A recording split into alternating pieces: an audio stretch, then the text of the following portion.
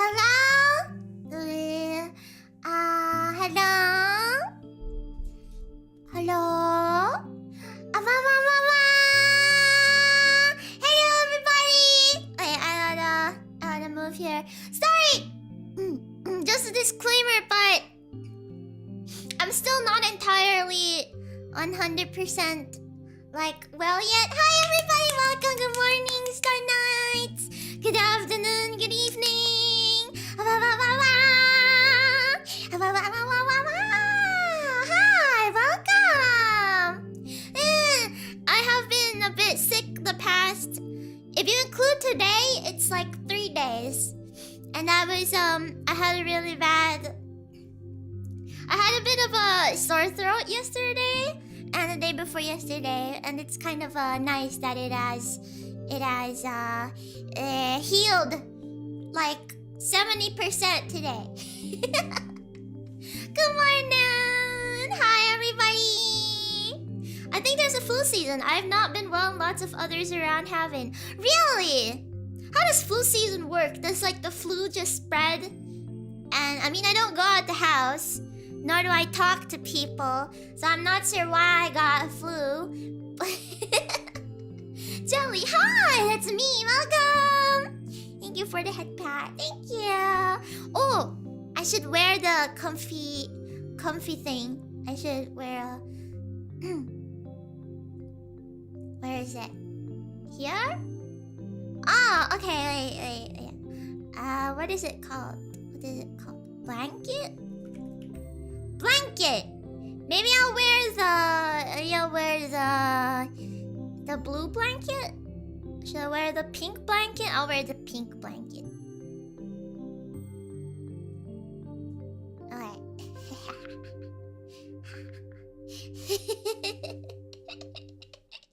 I generally haven't been able to watch your streams because of classes. I hope that your classes are going well. I haven't been able to stream much and stuff because of classes too. Well, not really classes, but more like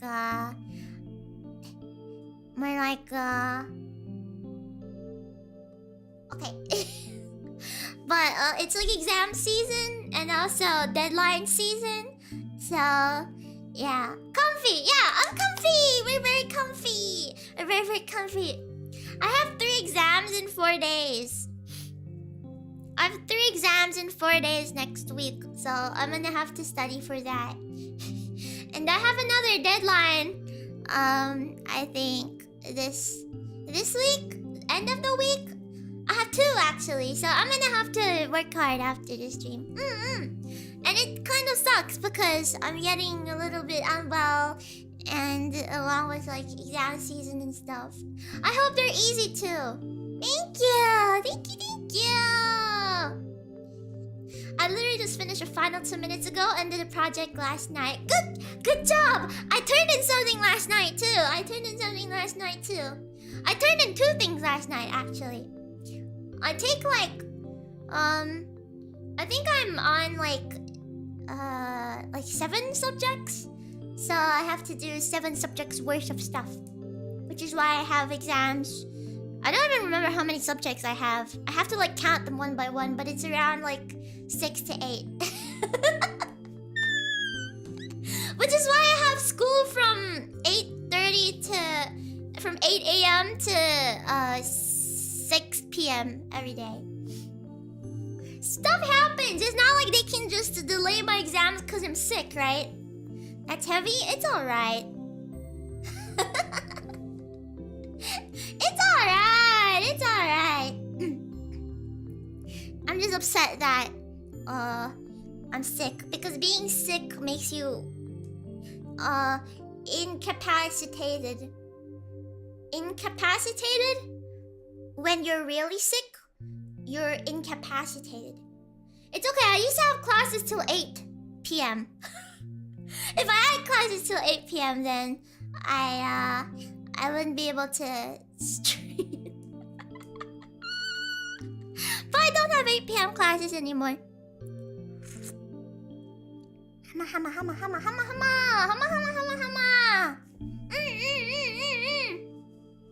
Yeah, imagine 8 p.m. classes. I'd have to go home, when it's dark outside.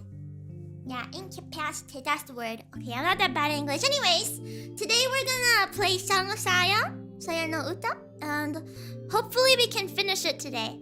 Right? Hopefully. So, before the stream, I was thinking about where we left off, and I think I remember. Was it here? Was it here? Or was it in quick save? Oh, I guess it was here. Good. Okay, so, so last stream, if you weren't here or if you've forgotten, thank you for the member blank. Thank you. Thank you. I need to refresh my alerts, I think, because they stop working. They stop working every time I refresh a stream. Congrats on 2 months of membership. There shouldn't be any more yap scenes to censor past this point, so rest easy. Okay, good. I mean, I still have my censor ready. I just don't have it as a hotkey. Somebody asked if I had a... What? Somebody asked why I didn't have a censor hotkey. It's because I didn't know? I mean, why would they let this stuff just be on Steam? Anyways, no, we're having family-friendly jump scares today, if there are any jump scares, but hopefully there are no jump scares. The fishman got upset. It's okay, because I edited it out. So it's okay. So last stream, we have Yo turned into a Saya turned Yo into a dog, a pet. Yeah, a pet. And Fuminori smacked, what's his name, Koji, and pushed him into a well. Yeah. Am I late? No, I'm just reiterating the story so everybody's on the same page. Did anything else happen? Give me a refresh, guys. He's also the dog. He's more like dying or something. But I kind of feel like he's gonna be rescued because he called the doctor before he got pushed into the well, and he told the doctor his location, so it should be okay, I think. He smacked both Koji and Yo. Well, it depends on what smacking means. But yeah, we have a pet now, and we also have a murder on our hands. Anyways, the doctor's dead? Really?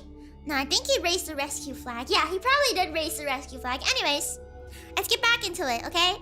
Here's a quick refresh. Saya and Fuminori did stuff.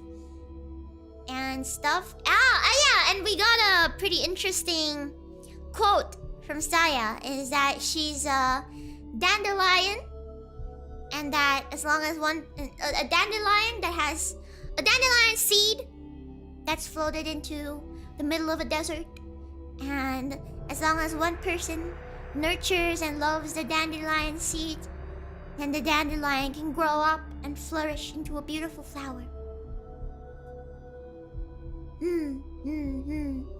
He's been buried alive. His world is the silence and cold of the grave. Ever since his voice gave out and he lost the strength to scream, no coherent thought has passed through Koji's mind. Perhaps this is his brain's way of protecting him from despair.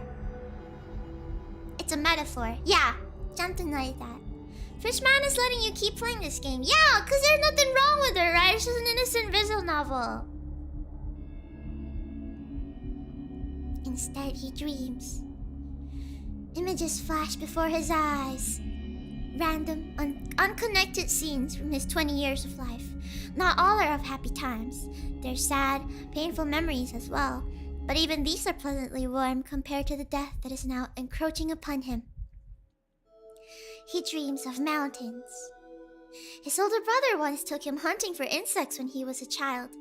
They sealed their caught butterflies in a plastic bag, only to later find themselves holding a bag of tiny corpses. He dreams of his lover. They met at a mixer, where he'd been the only one to realize that she couldn't hold her liquor. After she had too much to drink, he looked after her while she vomited in the back alley. They toasted each other with canned juice, and then... he dreams that he's diving into a black sea. When he reaches the bottom, he looks up to see the moon shining through the surface of the water. As he gazes up at the circle of light, entranced by its roundness and brilliance, the distant rumbling of an engine reaches his ears. He is getting rescued! He's getting rescued. Something still conscious within him tells him that this dream is wrong. Have I ever gone diving at night before? The dots begin to connect in his mind, forming a barrier to separate his dreams from reality. Would you guys go insane if I locked you in a room? A rubber room? A rubber room full of rats? What's bothering him? Of course, the sound. The engine noise gradually fades into a low idling, then abruptly gives way to silence, followed by the sound of a door opening and closing. This isn't a dream. These sounds are real. No! Somebody's gonna save him! And he's gonna spill!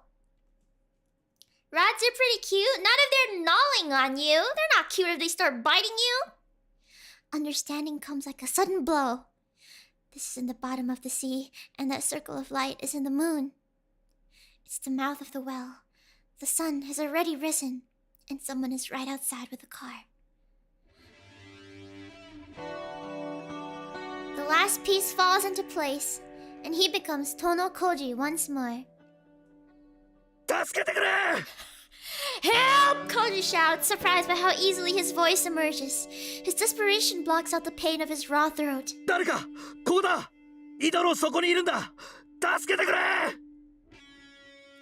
I'm not locked with the rats are locked with me. Oh my god! The poor rats! Don't bite the rats back, don't do that. I don't think that's safe.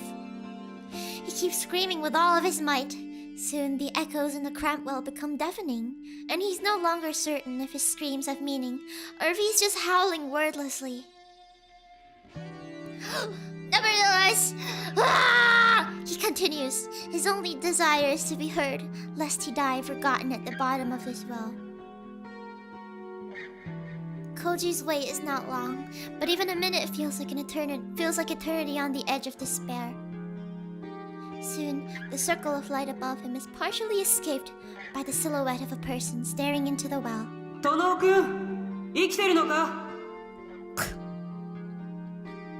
A woman's voice. Koji has heard it somewhere before, but for some reason cannot remember to whom it belongs.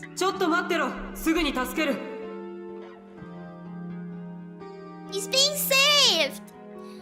Xiaoyan, do something!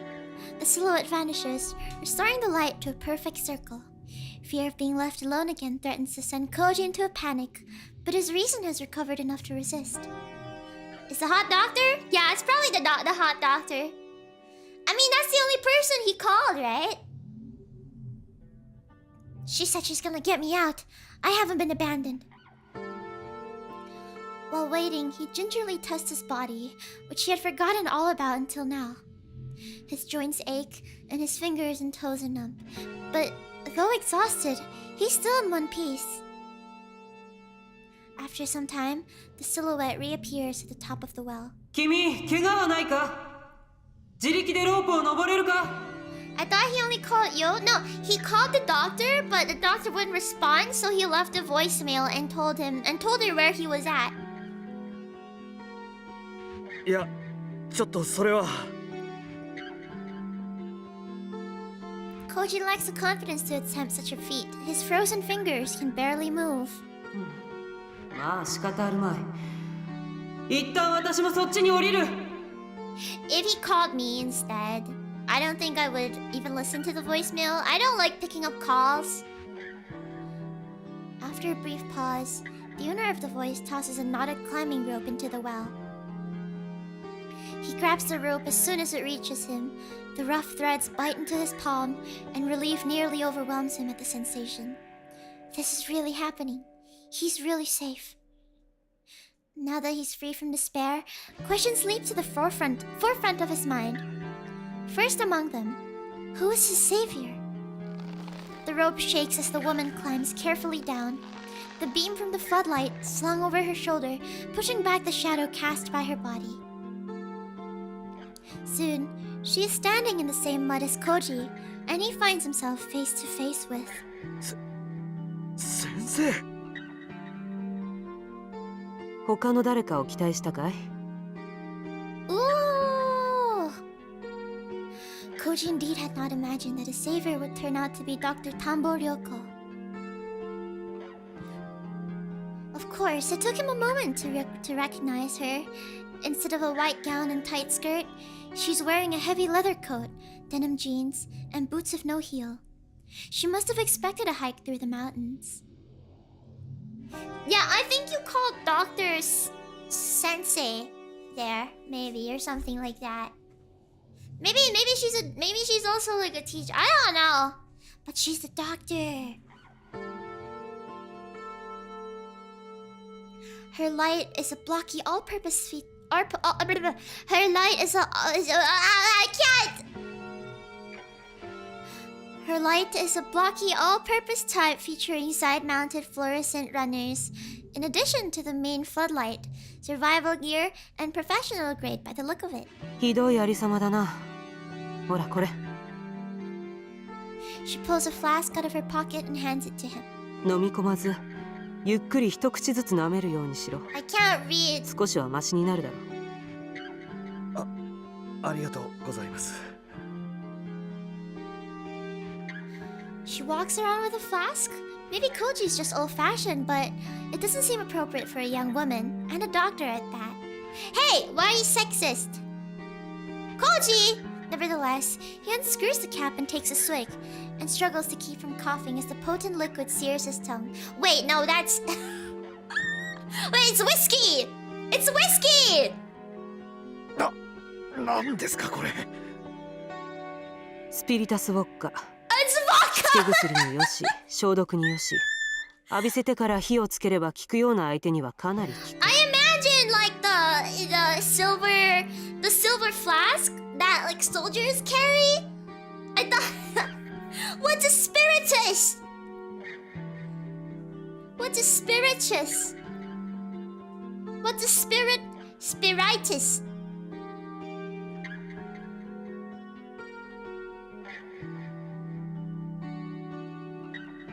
Hard liquor. Spiritus is another form of water.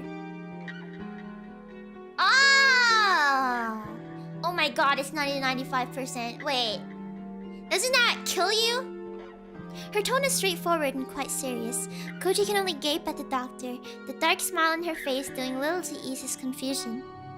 Is this really Dr. Tambo? There's no trace of the bookish, mild-mannered woman Koji met at the hospital. Her expression is now set in a hard mask, and her eyes are sharp and wary. Spicy water. I want spicy water. In the darkness at the bottom of the well, it is possible, however unlikely, that the change in her features is due to the ominous shadows cast by her lamp. It's not so easy, however, to explain the change in her demeanor. 先生はどうしてここに？ You might go blind. What do you mean I'll go blind? 電話をよこしたのは君だろうが。行方不明者を探してる二人組が妙な留守電の後に揃いも揃って音信不通になったりしたら何かあったと思うのが普通だろ。はAh,あ。what a thoughtful girl! She's trying to finish him off. I would believe that. Koji still doesn't understand why she acted so quickly, But it's a different part of what she just said that seizes his attention. Oh, Tsukuba didn't reply. じゃあ筑波陽にも連絡を。したよ。君と一緒で繋がらない。正直なところ、私はてっきり君も死体になってるもんだと思ってたんだがね。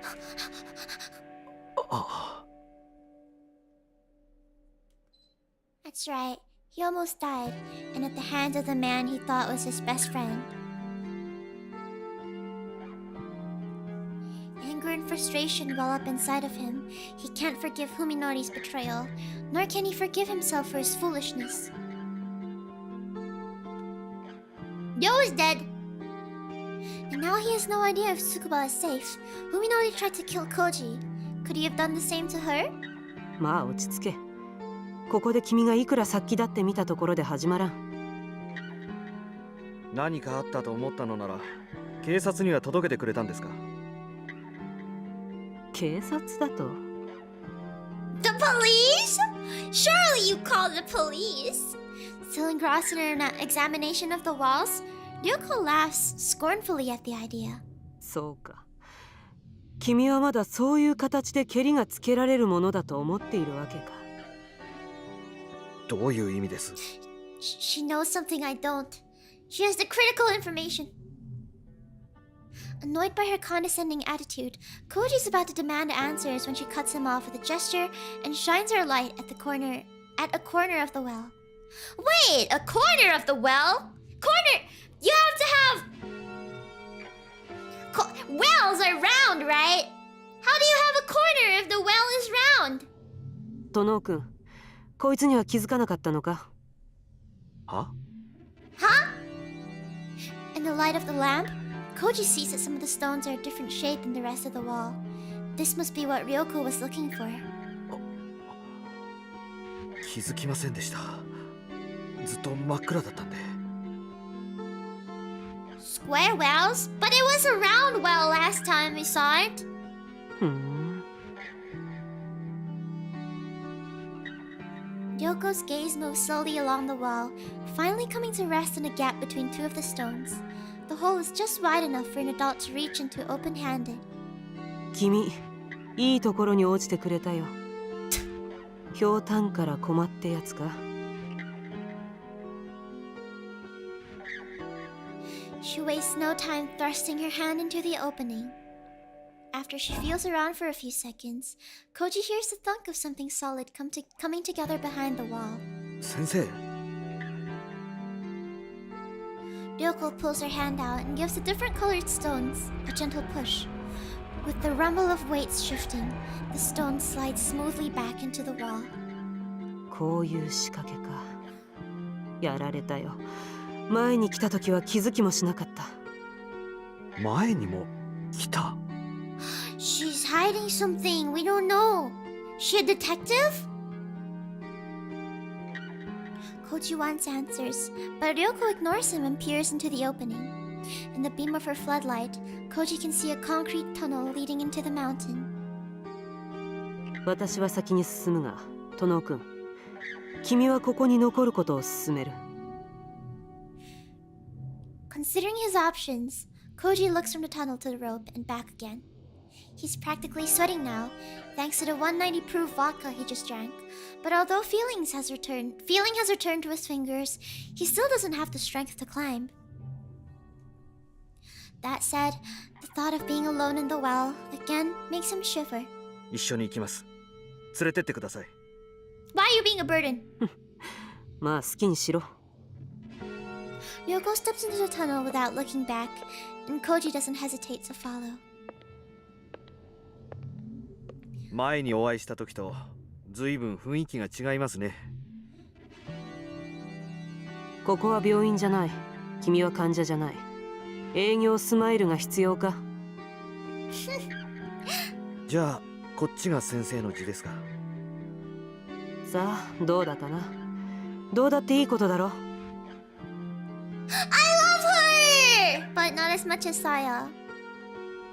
Ryoko suddenly stops and stares at the floor. When Koji looks over her shoulder, he sees a dust-covered rope lying coiled up in the middle of the path. 何です？ She's so cool, right? She's so cool. She's so smart. Smart people are so cool. あの井戸から降りてきたやつの小細工さ。長さは私が使ったロープのほぼ2倍。途中に結び目があって端は両方とも切断されてる。この両端がつながって輪になってたのさ。え？外のどこかにこの輪を引っ掛けて井戸の底まで伝って降りる。その後ナイフで輪を切って井戸の中に引っ張り込めば井戸の底に降りた痕跡は残らない。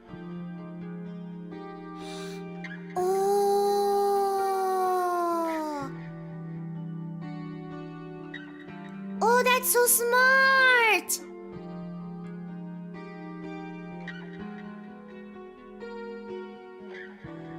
Ryoko shines her light down the tunnel, revealing that it ends in a closed wooden door about 10 meters ahead. こうやってここに逃げ込んだやつは追っ手の目をくらませたのさ。やられたよ。まんまと騙された。先生、さっき前にも来たっていうのは。ああ、君や咲坂君だけじゃない。私も以前鴎外を追ってこの別荘に来た。Why is she checking on Dr. Ogai? Oh my! Oh my! Wow! It's a shotgun! As Ryoko speaks, she opens her coat and pulls out what she had hanging underneath it. 他に出口がないとしたら、奴はまだあの扉の向こう側にいるわけだ。Wait!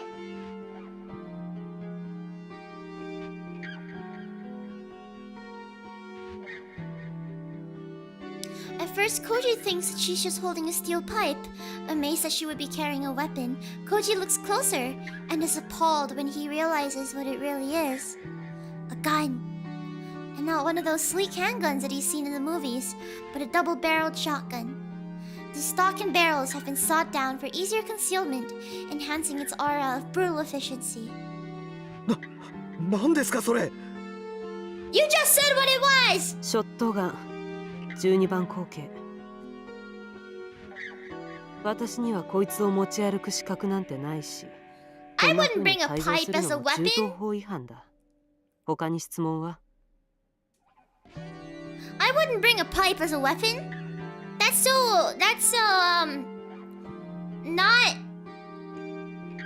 not good.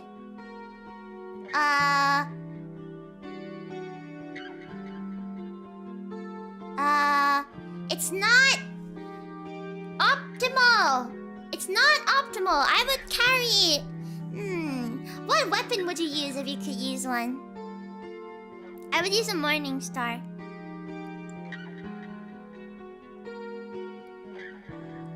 Because it's good for not morning star, a flail. A flail is what you call it. A flail because it's easy to use for weak people. I mean, I would bring a gun, but what if no range weapons? Can you even lift a flail? It's supposed to be easy to lift because it's like connected. It's like a spiky ball connected by a chain, though. A chain. Aren't flails notoriously terrible to use? I don't know, but it's like the coolest one. A mace? No, a mace is the one with the cleric, the one that clerics use. Flails suck! What about the spiky ball on the chain? But those are cool. But those are the cool weapons. Fine, I'll just shoot you. What are you gonna do about it? You can come with me with a big machete or a big katana. But I can just pull out my gun. Those are morning stars? I thought morning stars were the big maces.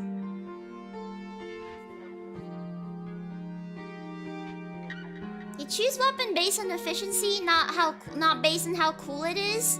No, but how many when are you ever gonna use a weapon in your life? If I can dream, then I'm gonna dream of being cool. I don't think anybody uses morning stars nowadays anyways. Morning stars are spiky maces? Aren't maces spiky? I don't know, I don't remember. そんなもの持ち出して一体どうするつもりです？ If I'm dropped in the middle of a war zone, then I'd use the most boring weapon there is. I'll use a gun. And if you pick anything other than a gun, you're trolling. Ryoko looks over her shoulder and gives Koji her most chilling smile yet. 王外の正体を初めて知った時、私はただの善良な一般市民だった。交通違反すら無縁のね。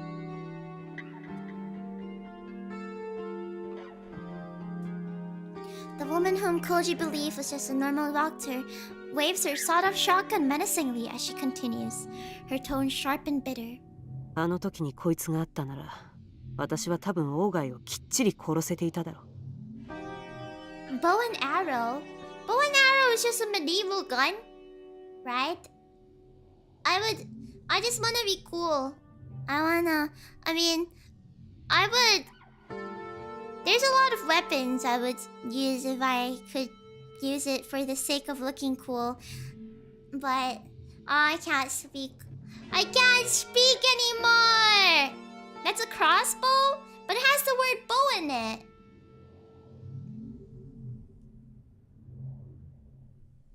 そうなってれば、もしかしたら君たちがこんな災難に巻き込まれることもなかったかもしれない。その点は申し訳ないと思ってるよ。A giant sword, or a big hammer, like a giant hammer with like jets applied to the back of it, so it can like slam down harder. I used a charge blade in Monster Hunter. If I were strong enough. Big sword. I think magic users are boring. Magic users are lame and boring. And if you don't play tank, you're weak.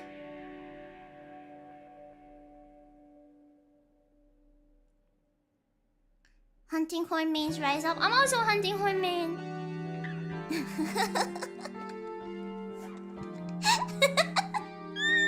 I mean, it's okay. I play every role when it comes to fighting, when it comes to video games. I can't speak anymore. Clerics rise up.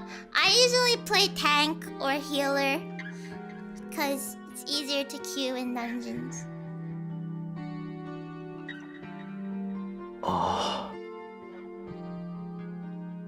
Koji listens in silence, helpless to do anything but watch as understanding moves farther and farther out of his grasp. だから、これから私がやることは一切合切。君とその友達が足を突っ込んでる泥沼なありさまを終わらせてやるための手続きだ。その辺をよく理解して、余計な口は突っ込まないこと。いいね。Koji can only nod weakly in response. I can only kill Alatreon with a great sword.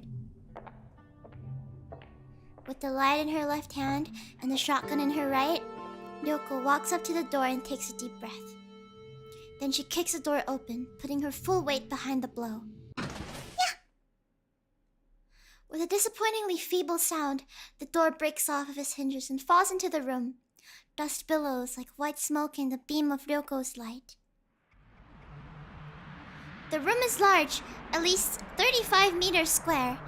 The tiled floor is set with drainage grates, and there's no mistaking the operating table sitting in the middle of the room. Oh my god, what have I walked into? Cabinets full of enamelware and drugs line one side of the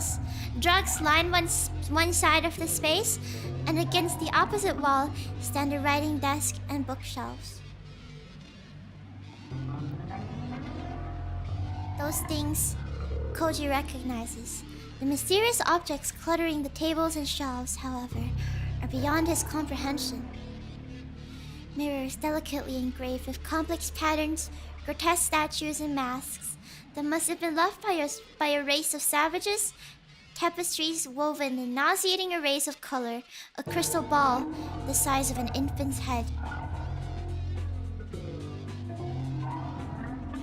Any would fetch a hefty price at an antique store, if not for the one thing they all have in common. Every last piece so loathsome and foul that Koji feels sick just looking at it.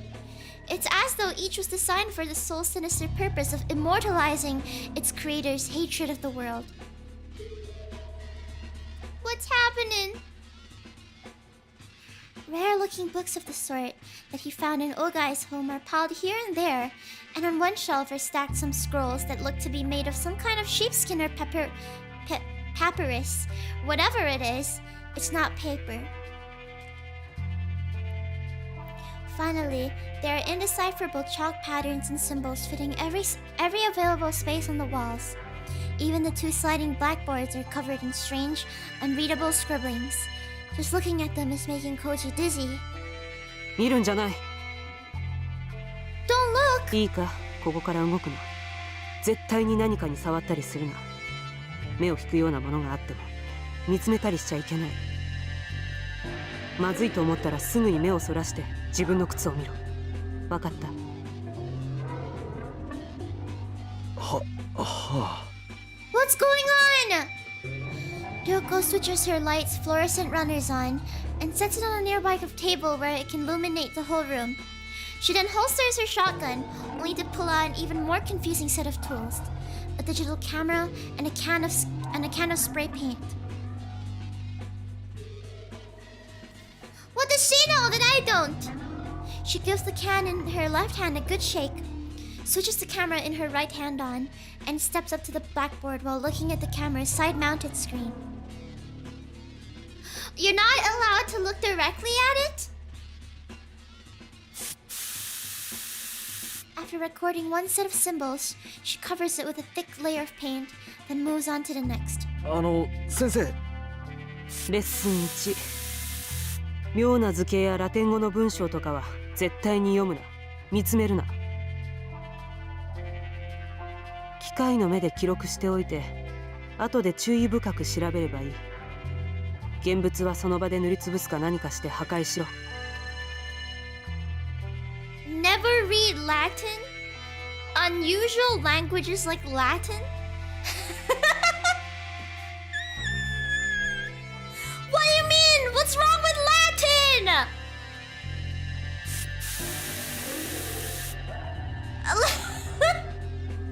One way to prevent mimetic hazards. What is an SCP? That's a weird language. Oh god, no Latin! Lorem ipsum! No, not lorem ipsum!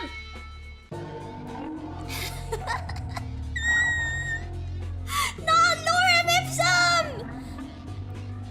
Now that she mentions it, Koji realizes that she's only looking at the screen of her camera. Even then, only in short glimpses, and never directly at any of the drawings. He understands what she's saying, but it still doesn't make any sense. 一体どういう。ここまで深入りしたんなら工学のために黙って聞いておけ。あと水晶球とか鏡の類も危ない。下手に壊すとヤブヘビになったりするから、とりあえず布でもかぶせるかペンキを浴びせて封印しろ。 Crystal balls and mirrors are dangerous. Anything can happen if you break them. What? Are we like in a magic world or something now? This is mystical land? Koji begins to fear that this doctor might be even crazier than Fuminori. I think you might be right. Despite the burst of energy he received from the vodka, Koji is still exhausted from his night in the well. The fear is affecting his body, making him dizzy and nauseous. Soon, the walls are covered in black paint and the stale air is thick with the smell of turpentine. とりあえずこんなところか。オーガイって人はどうなったんです？ああ、そこにいたよ。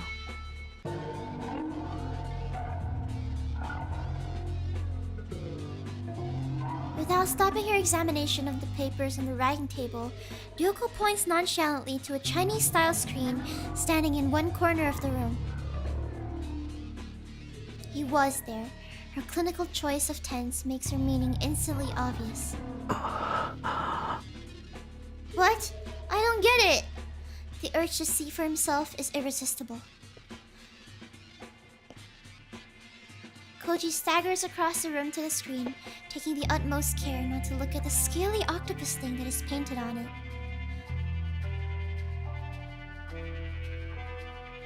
Behind the screen is a large easy chair. Although he's never met the man before, Koji is fairly certain that the person sitting in it is Ogai Masahiko.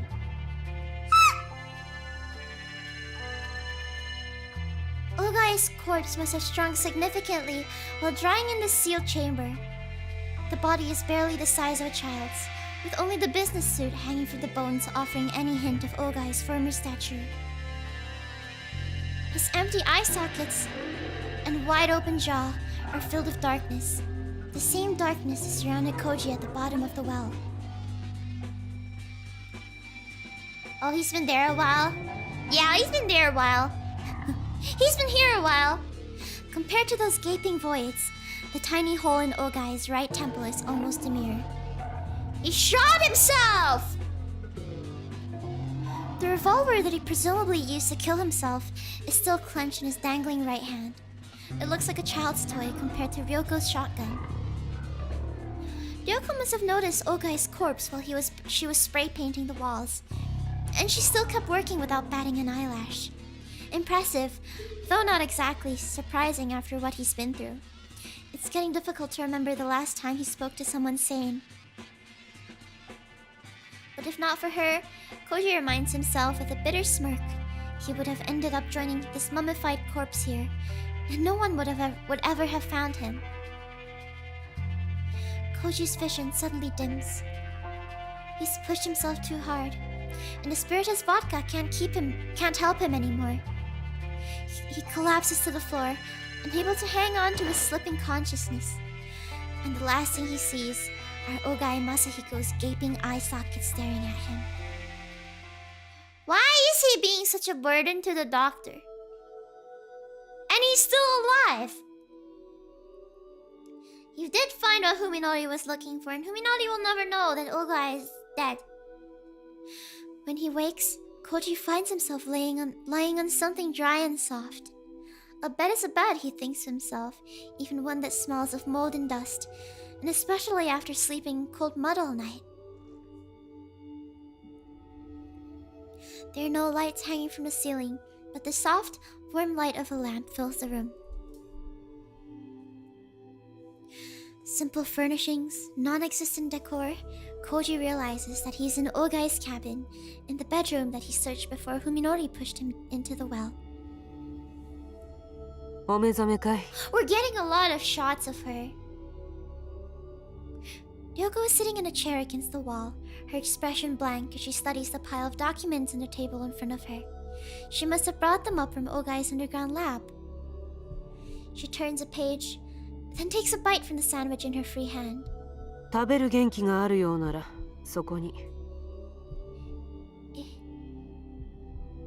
Without looking up from the files, she gestures towards the convenience store bag sitting on the nightstand.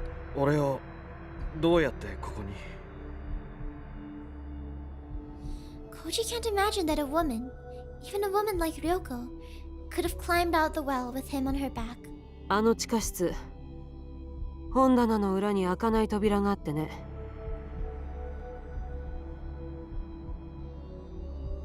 苦労して破ってみたら別荘のボイラー室に出た。反対側は薄くモルタルを塗って隠してあったんだな。隠し部屋に機材を運び込んでからドアを塞いで、その後は井戸から出入りしていたんだろう。周到なもんだ。そこまでして隠さなきゃならないものがあの部屋にあったんですか? That's some strength. Yeah, to drag a big guy is probably a lot of strength.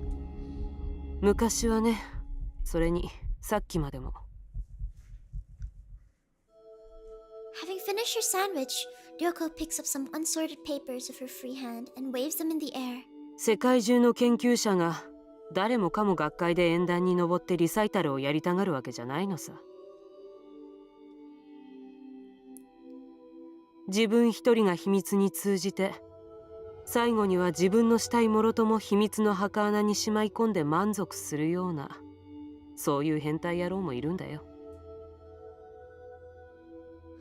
Koji still hasn't the slightest idea what Ogai's secret might have been. From what Ryoko said in that tunnel, however, he can guess that Fuminori is somehow involved. ふみのりは Sad wish. どうなっちまったんですか？ Welcome! Also, welcome if you just got here. The VOD's alive, don't worry. Every VOD's been alive so far. 地下の死体とふみのりと一体どういう関係があるんです？先生は一体何を追いかけてるんです？今それを調べてるところだよ。私が咲坂君から聞いたところによると、彼は王外の親族から調査を頼まれているという話だった。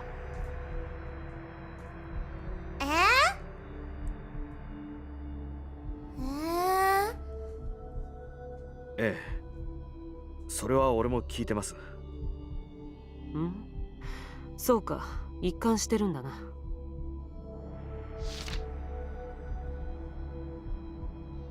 だが王外に血縁者はいない。私は咲坂君が嘘をついているものとばかり思っていた。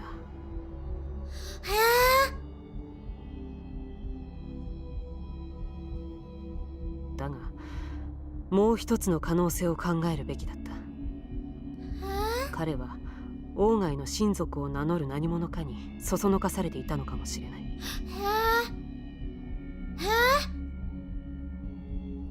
Saya did say that her dad was Ogai, but Ogai has no relatives.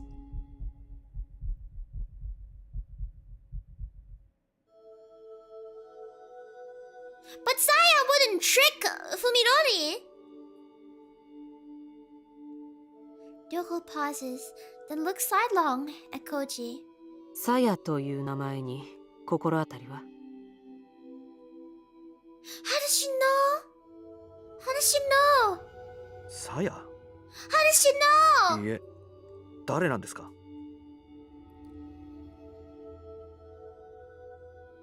さて誰なのか何なのか、読めば読むほどわからなくなっていく。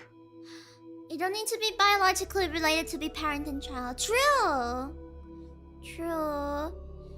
But how does this... She knows! She could have been a lab baby. True. I mean, she's probably a lab baby considering what she is. She sighs bitterly, then returns her attention to the papers in her hand. 間違いなく言えるのは、そいつが王外の研究の核にあるものらしいということだけだ。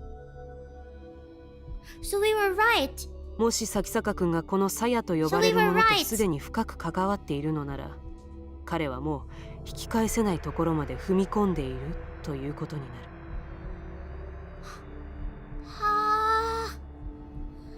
The icy certainty in Ryoko's voice sends a chill down Koji's spine. だとしたらどうするつもりなんです、ふみのりを。She did describe herself as a space dandelion, but if Ogai birthed her, she's not from far away. She's not an alien. She's just a lab baby.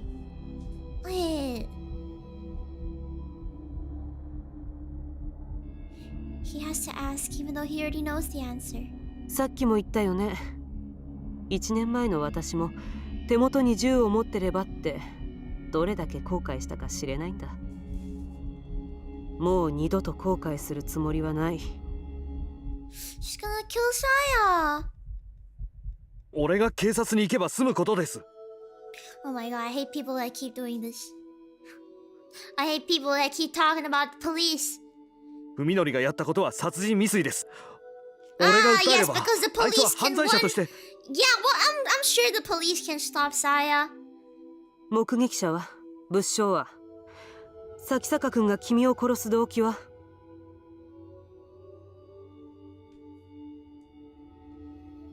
なあ殿くん、君は警察の仕事についてひどく勘違いしている。彼らの職分は正義を貫くことでも市民の安全を守ることでもない。そんな。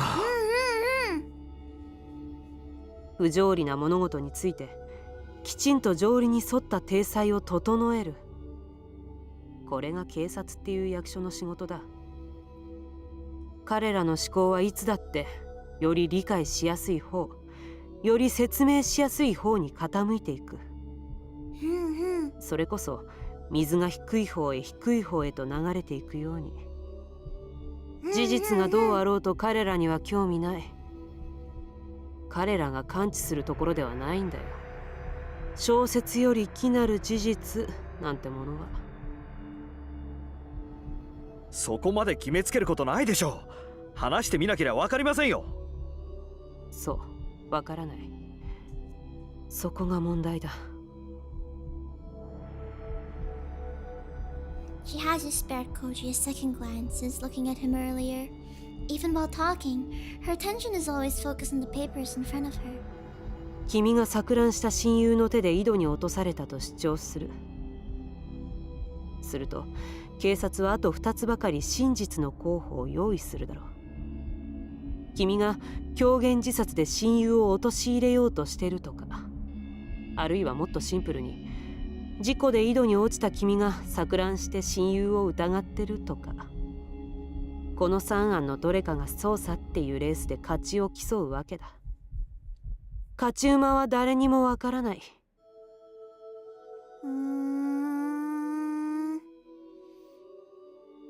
こんな博打に君は寝台潰すまでかける気かい？ Thank you for the member, X-Homer367.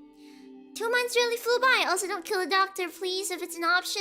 Thank you for the member. Welcome back for 2 months. Welcome back. I don't know if I have to pick the doctor or Saya. I already know my answer.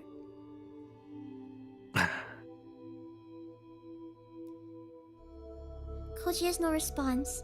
Can he really explain with cold, clear logic what drove Fuminori to do what he did? How can he convince anyone else when he doesn't even understand it himself? そして一番の問題は、君がそういうランチキ騒ぎに手こずっている隙に先坂文則を追い詰めるチャンスを逃すことだよ。身辺で火の手が上がれば彼は手遅れになる前にさっさと姿をくらますだろう。そうやってまた万事が振り出しに戻る。Right. She paused to take a bite of her sandwich before finishing. 私が鴎外を取り逃がしたようにね。So they're gonna secretly corner him. A heavy silence falls upon them, with only the soft rustle of pages turning in Ryoko's hands to mark the passage of time. 教えてくださいよ先生。あなたが警察を差し置いてまで処刑しようなんて思うほどそこまで許しがたいことって何なんです？鴎外って人はあの地下室で何をやってたんですか？ Once again, Ryoko ignores Koji's question. This time, however, Koji doesn't back down. His silent glare demands her attention as she pores through the documents before her.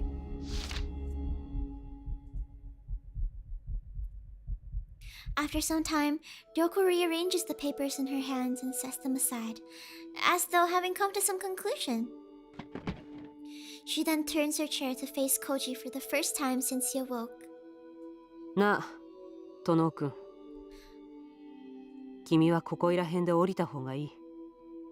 ナスカ日光の温泉でゆっくり羽を伸ばして、何もかも忘れる気になってから東京に戻ってきなさい。忘れろと。Isn't he just asking to die at this point? 近江は俺の恋人でした。文則は俺の親友でした。それを忘れろと。そうだ、忘れろ。これは提案じゃない。警告だ。今まではどうであれ、これからの君の人生にその二人は一切関わりを持たないだろう。断言してもいい。じゃあ筑波は、彼女はどうなる？あの子は電話口で俺に助けを求めてた。どこかでひどい目に遭わされてたんだ。そりゃ何十時間前の話かね。私が君を助けてから何時間経ったと思う？そうでなければ井戸の中の君があと何時間持ったと思う？遅すぎるよ。彼女はとっくに死んでるだろう。誰もが君ほど幸運だなんて思わない方がいい。あんたはあの井戸で俺の死体を見つけても、あんた何とも思わなかったんだろうな。そりゃ覚悟してたからね。まさか生きてるとは思わなかったよ。Based?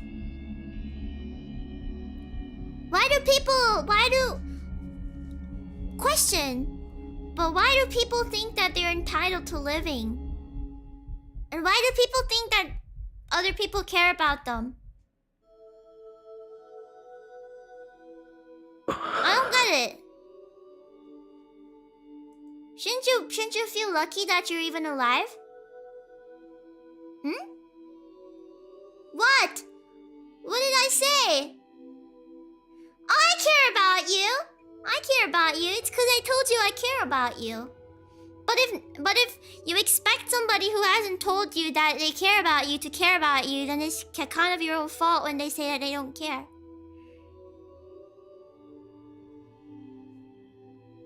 What did I say wrong? I don't get it. I don't hate you. I care about you. But people like this, man. People like this, man. Don't die. Don't die. Don't die. What do you mean? I am an alien. I've always been an alien. I don't hate you. I don't hate you. What phrasing? What did I say? I don't hate you. I did tell you that I care about you. I told you that I more than care about you. But if it's like some random person that I didn't say anything to, then if they expect me to care for them, it's their point. But you don't feel entitled to life, but I'm not having no right to leave. Yeah. Why do people think they're entitled to living? What's wrong about that?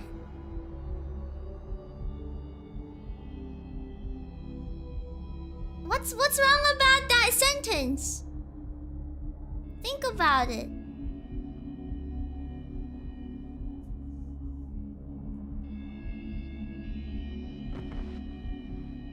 Koji gets out of bed and stands on shaky legs.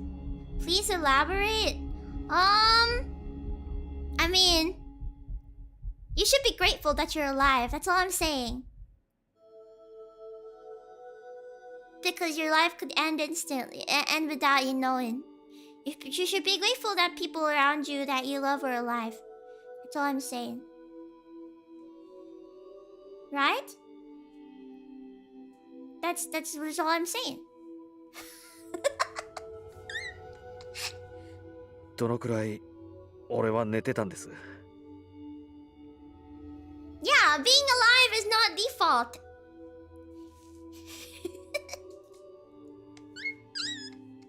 What? What did I say wrong? I don't get it. I don't understand. I didn't threaten you. I'm just being realistic, right? It's true. ざっと半日ばかり。消耗した後速やかに休息が取れるってのは羨ましいね。若いうちだけだよ、そういう無茶が効くのは。Implying that randos don't deserve to live? What? No, No, you're not a random to other people. Of course other people want you alive. Oh, Jelly. Hi, welcome. I don't hate you. I don't hate you. I want you to be alive. Because you matter to me.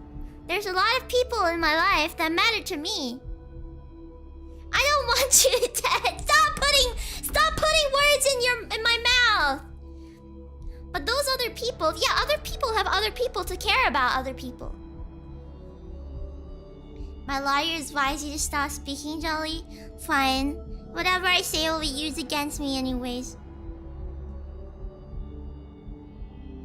Koji looks at his watch and sees that it's 4 in the morning, which means that it's already early evening when Ryoko rescued him. He can't believe that he survived in that well for almost 2 days.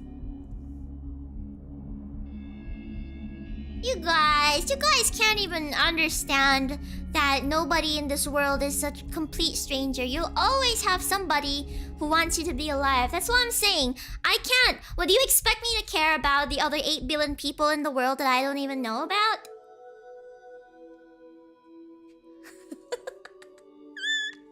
Now that the gaps in his memory have been... Wait, haven't I talked about this before? I've talked about this before. Now that the gaps in his memory have been filled and his sense of time has returned, he realizes that it's already Sunday morning. Ryoko's right. A lot of time has passed since he spoke to Yo on the phone. Psychopath mindset? But I'm not a psychopath. I'm just an alien. Yeah, I've already talked about this when I did the trolley problem stream. Traditionalist mindset? How on earth is saying that I don't care about the other 8 billion people in the world that I don't know traditionalist? Yes? Also, I'm an alien.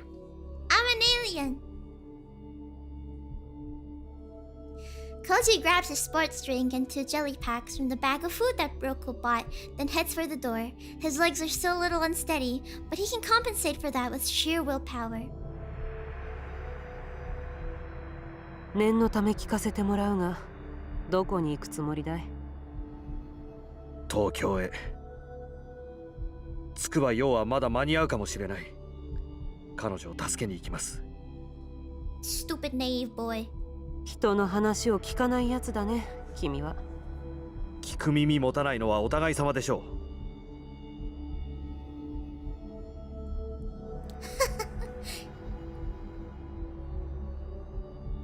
う。もう少し待つ気はないか。こいつのどこかに。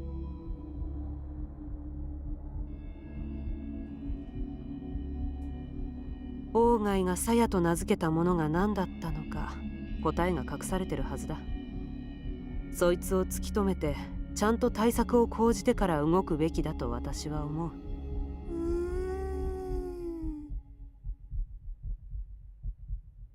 筑波が死んでると決めてかかってるあんたなら当然そう思うでしょうね。In truth, Koji is extremely uneasy about going it alone. At the same time, however, he knows that he mustn't depend on Ryoko. She's made it clear that she doesn't care about saving lives. Teaming with her will only make it more difficult to salvage something, anything, out of this nightmare. 殿くん。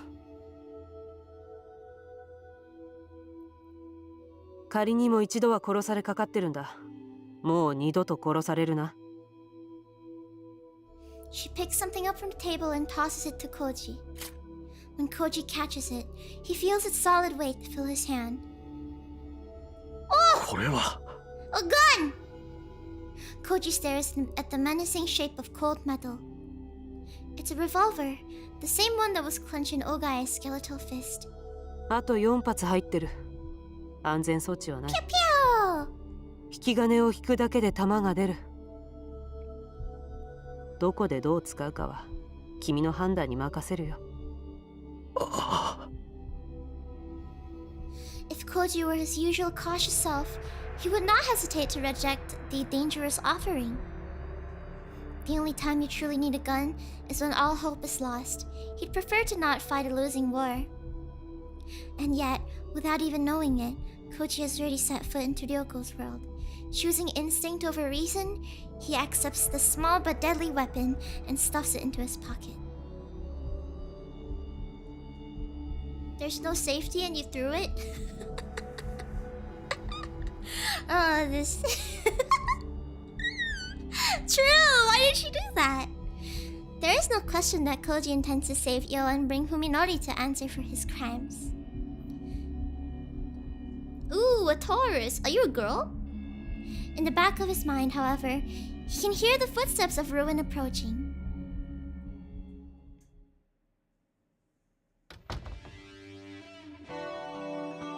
When he steps out the cabin's front door, Koji shivers as the wind tears into his skin.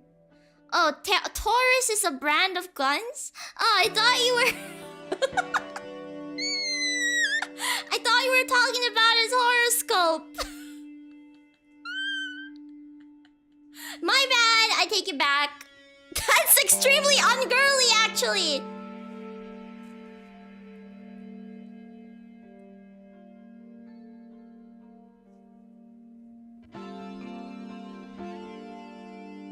To his surprise, the outside air is even colder than the mud at the bottom of the well. Perhaps the cramped space mitigated the cold somewhat. If he had been exposed to this chill all night long, he would surely have frozen to death.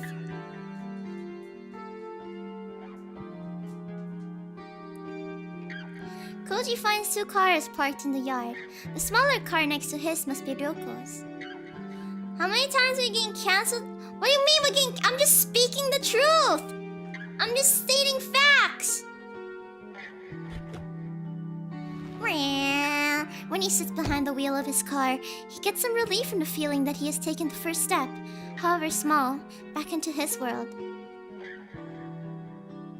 I'm cute, thank you! He sips a sports drink, wetting his parched throat, then washes down some jelly. His stomach rebels at the sudden influx of food after 36 hours on empty, but he manages to force down the urge to vomit. Koji needs the energy. No matter how hard it is, he must regain enough stamina to overcome the challenges ahead. After forcing down as much food as he can handle, Koji leans back in his seat and takes a short break. When he begins to feel like himself again, he reaches into the back seat and pulls his spare cell phone out of his bag. He never expected that carrying 2 phones would be such a stroke of luck.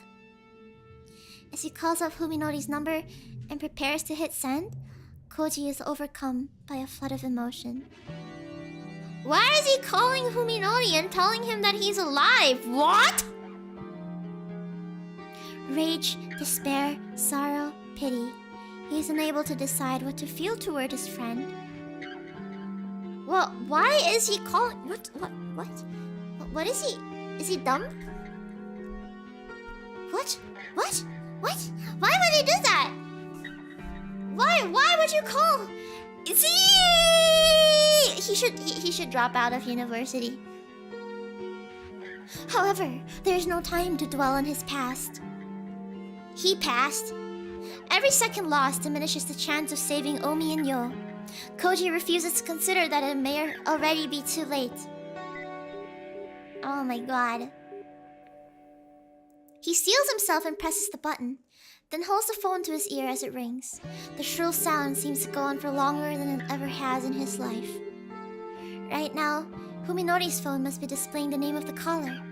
Koji wonders what his reaction will be when he sees it. The call goes through.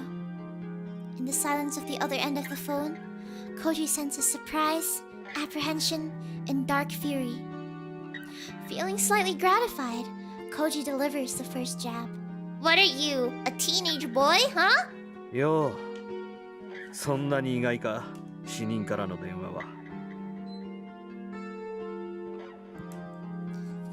Is it worth it to destroy somebody's plan just so you could get back, quote unquote, at your friend or something? 驚いたね。どうやって？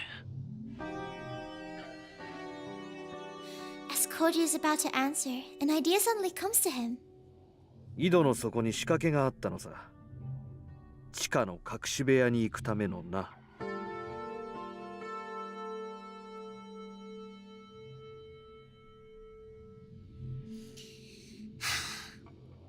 He pauses to let that sink in. Then, with satisfaction filling his voice, he says, 会えたぜ。大貝正彦と。Fuminori's gasp tells Koji that the advantage is his. Keeping his voice bold, he decides to further exaggerate the truth. 何もかも分かった。サヤってやつのことも全部。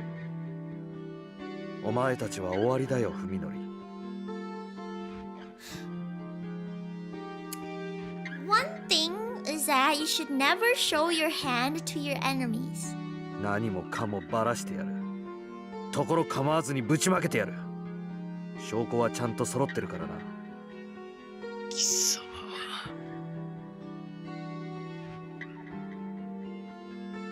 It's obvious from Fuminori's tone that rage has overwhelmed his reason. Koji's bluff is working perfectly. Sometimes you should show Sometimes you should show your hand. Sometimes you should show some of your hand, I think. I mean, you shouldn't really. You shouldn't do this because it's not your work. You didn't do anything. Just. His victory is tainted, however, as Fuminori's response to the name Saya brings a cry of anguish from the corner of his heart that still wants to believe his friend can be saved. 咲坂君がこのサヤと呼ばれるものとすでに深く関わっているのなら。Ryoko's words play back in his head, sounding even colder than before. 彼はもう引き返せないところまで踏み込んでいる。He mustn't allow emotion to sway him. 文則、近江と筑波はどこだ？ It's not cute when I struggle. Having jelly in your life is a necessity, just like breathing. Thank you, Booty Sobs, for the member. Welcome back for 2 months. Welcome back 2 months. Welcome back. Thank you. Koji suddenly switches topics, trying to keep Fuminori off balance. It all comes down to this. 俺にだって情けはある。お前の出方次第では考えんでもない。お前がこれ以上誰も傷つけないというのなら、俺にしたことは忘れてやる。この別荘で見つけたことも。俺だってこれ以上お前と鞘に関わり合いを持つのは願い下げなんだ。近江たちさえ無事に戻ればいい。近江とようね。Fuminori's voice trails off. He's obviously trying to decide how far Koji can be trusted, and whether there's room for negotiation. Fuminori has been called out, and now it's time for him to show his hand. 近江のことは本当に知らない。彼女は僕の家まで来ていない。でもよ。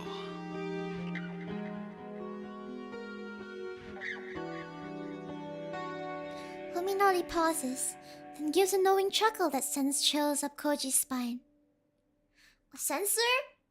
Do I have to ready a sensor? But they said it was safe. どうだかな。彼女自身が戻りたがるかどうか。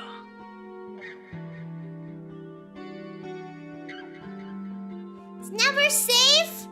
お前のところにいるんだな。She's with you, isn't she?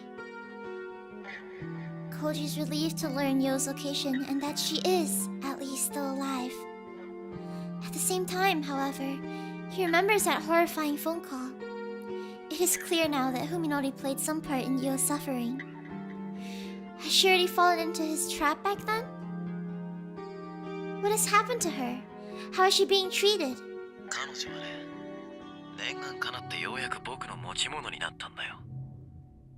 お前と近江のお膳立てもようやく実を結んだわけだな。Oh, that's so mean! Why would you say that? I'm very large. Okay. Koji feels despair settle over his soul. How much lower will this man go? Must Fuminori seek out and destroy every memory of the friendship they once shared? 筑波を解放しろ。彼女の安全を確認したら、お前らについての証拠を破棄してやる。信用できるか。そっちが責任。お前に選択の余地を与えるつもりはないよ、文則。Koji instinctively realizes that it's dangerous to push his bluff any further. 後でまた連絡する。それまでによく考えておけ。He hangs up without waiting for a response. Fuminori doesn't know that Koji is still at the cabin in Tochigi. Right now, he's probably worrying about whether Koji will show up in 1 hour or 1 minute. Koji hopes that he'll be able to take advantage of Fuminori's confusion. 3 hours. That's how long it will take to race all the way back to Tokyo. Koji is afraid that his body won't carry him through such a long drive. His mind is clear, but his limbs still feel half asleep, like they're weighted down with lead. Although he knows that he has to stay resolute, Koji still longs for the peace that he had just a few days ago, when life or death struggles were the furthest thing from his mind. Back then, he could never have imagined himself fighting to rescue a friend from the clutches of a madman. With each passing moment, he feels himself becoming less like the person he was. When all of this is over, will he be able to return to his old life? Or will this change continue until it has consumed him utterly? Time is against him. Every second that passes is wasted. Even so, he decides to allow himself just 5 minutes of weakness. For exactly 5 minutes, he leans against the steering wheel and cries. And when his tears have run dry and his heart is calm, Koji starts up his car and drives away.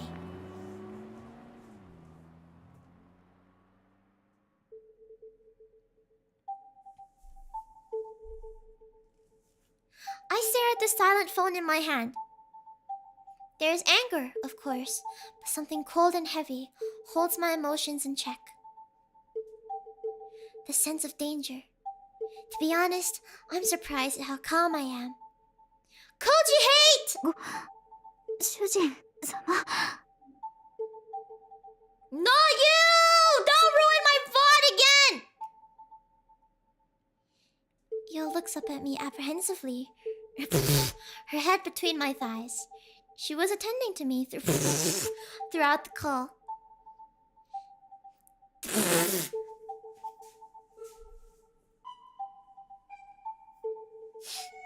The remaining fragments of her memory seem to have joined together.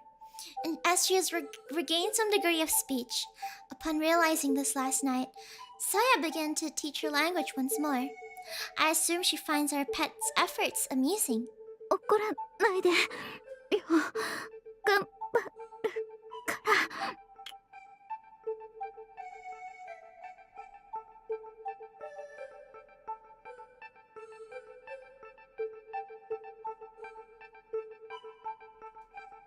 The pleasure from her ministrations threatens to impede my thoughts, and besides, my arousal has already vanished. At first, I consider making her stop. When I gaze into her puppy dog eyes, however, I begin to think differently. Thanks to Saya, I have a family once again. For the first time, I'm becoming aware of the responsibility that places on me. I am now the head of a new Sakisaka household, as well as its only male member. It's my duty to protect, comfort, and ensure the happiness of the women living under my roof. With that in mind, I know that I mustn't show fear or confusion. That would only cause them distress. 続けろよ。はい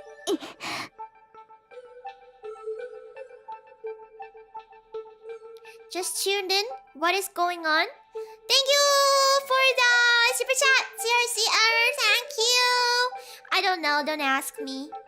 Please don't ask me. I don't know either. Also, why aren't my alerts? Where am I? Oh, thank you. There we go.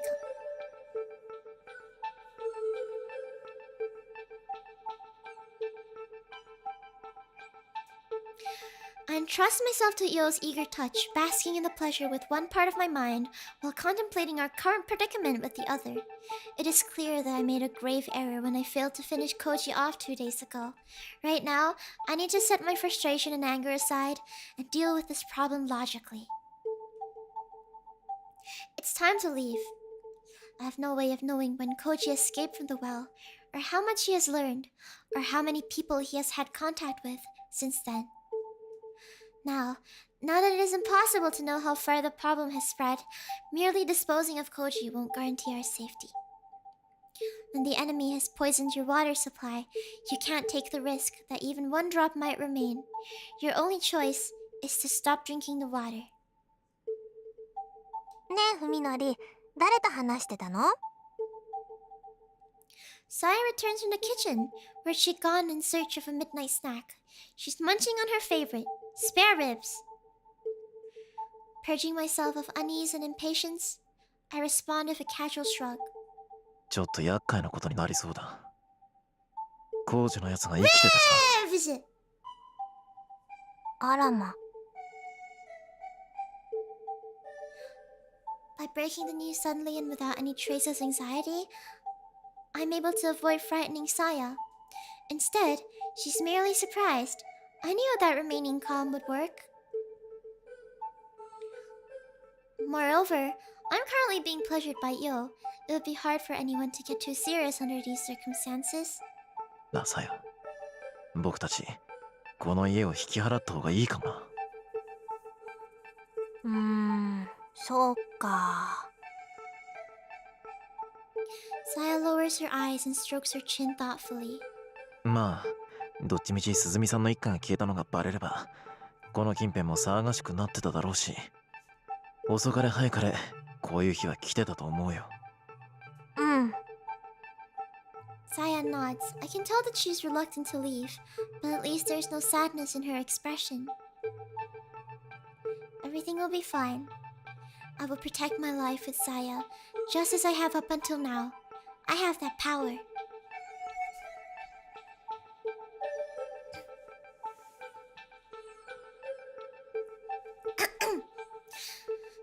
Knowing that we've overcome one problem fills me with new confidence. 大丈夫。安心していいよ。さあ、じゃあ急いで支度しよう。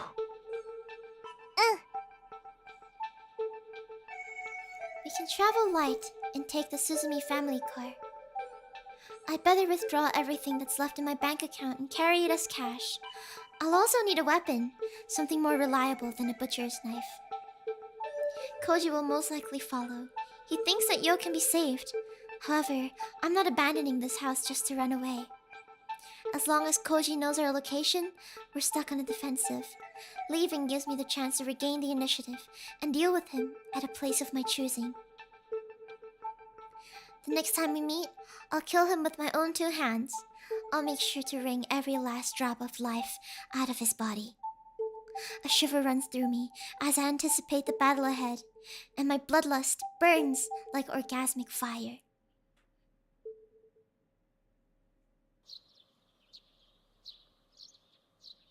When Ryoko looks up, the morning sun is already streaming in through the window. Tired from hours of poring over files, she removes her glasses and massages her aching eyes. Her dreams are always filled with horror, yet the night she just spent was more nightmarish than them all. And it's not over yet.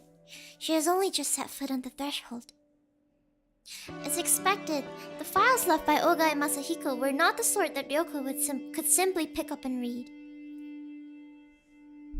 Fortunately, Ogai had been too old-fashioned to put his trust in electronic media. If he had encrypted his files in a computer, she'd have to find a hacker to decipher them. Thank you, Dumataya is welcome to member. Enjoy your stay, enjoy your stay. In fact, he had not employed any kind of code in his writing that would have been too time-consuming by hand. The method of obfuscation he did use was quite simple. Of the files Ryoko pulled from his underground lab, the majority turned out to be notes and theses from Ogai's days as a student. The important papers were the diaries and research notes that had been scattered throughout the piles of worthless scrap. At first, she was unable to understand the documents that she had found. Each sheet was covered with text on one side and blank on the other. Each line was completely unrelated to the next, making it impossible to glean any meaning from the whole. The trick revealed itself, however, while she was sorting the pages that made no sense. She found that each line continued on the same line of a different page. In Ogai's diary, for example, the first day began on the first line, then continued not with the next line, but with the first line on the next page.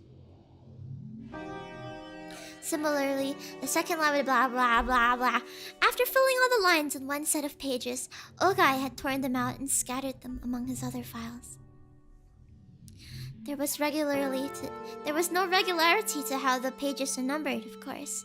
Unable to locate any sort of key or legend, Ryoko had no choice but to figure out the page order manually. Thank you, Aragami! Welcome to member! Welcome. Hope you enjoy your stay. Thank you, Aragami! Despite knowing that the task could be exhausting, Ryoko said to it valiantly. After separating all of the loose-leaf sheets from those jumbled files, she began the painstaking process of linking pages together according to the contents of their first line.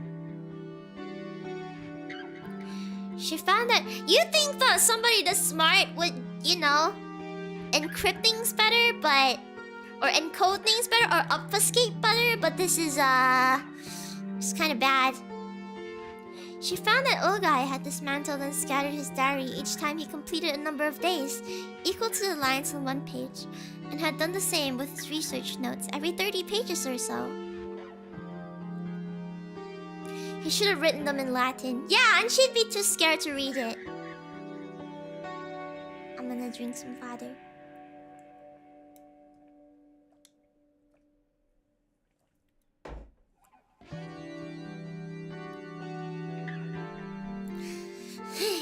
The diary was much easier to restore because the entries varied in length. Later pages had a larger number of blank lines. The page with only one line, therefore, was the last page of the diary, and those with the most blank spaces could be considered closer to the end. Ryoko's perseverance has paid off, for she has already succeeded in restoring several volumes of Ogai's diary. As she reads them, she feels despair draining her spirit, as it has so many times before. Thank you, Mr. Euro, for the super chat.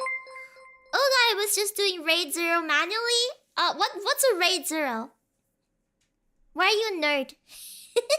Let me look it up.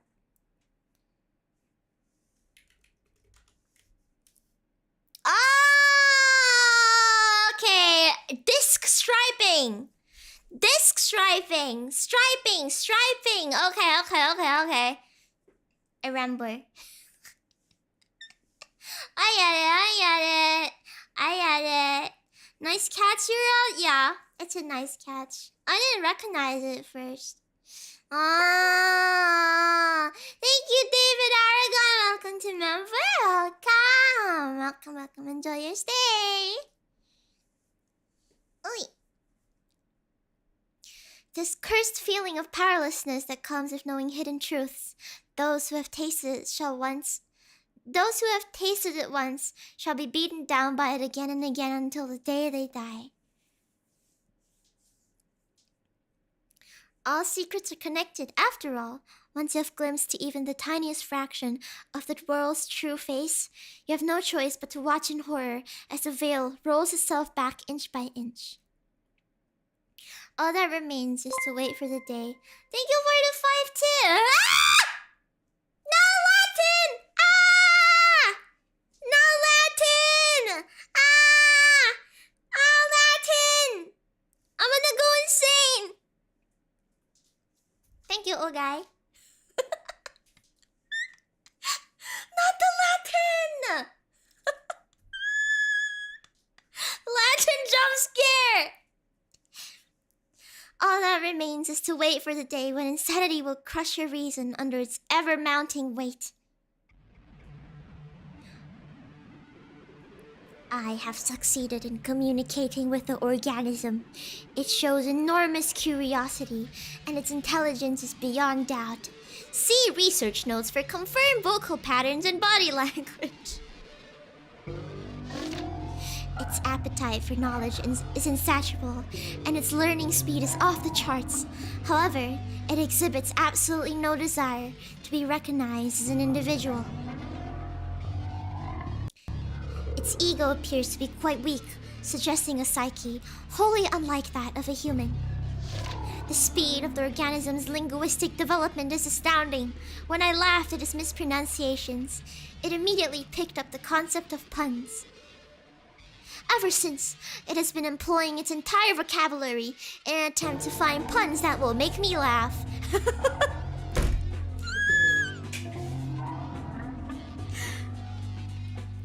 Perhaps, in a few days' time, it will have learned enough language for us to communicate freely. Saya! The organism's command of spoken language is now sufficient to facilitate higher-level discourse. But although it has regaled me with questions all day, it remains unable to answer any of mine. Its reply suggests that it gained awareness only after materializing in this universe. It has no knowledge of where it came from. Did Ogai pick up like an alien baby? While I am disappointed, the fact that it has reached this level of intelligence only 1 week after starting to think tells me that there is no end to what I can learn from it. Hypothesis. It is not a naturally occurring organism, but was created by an even more sophisticated sentient life form. Ooh! This would explain why it has no ego, yet possesses such a hunger for knowledge. It might be some sort of reconnaissance drone that was sent here from another world.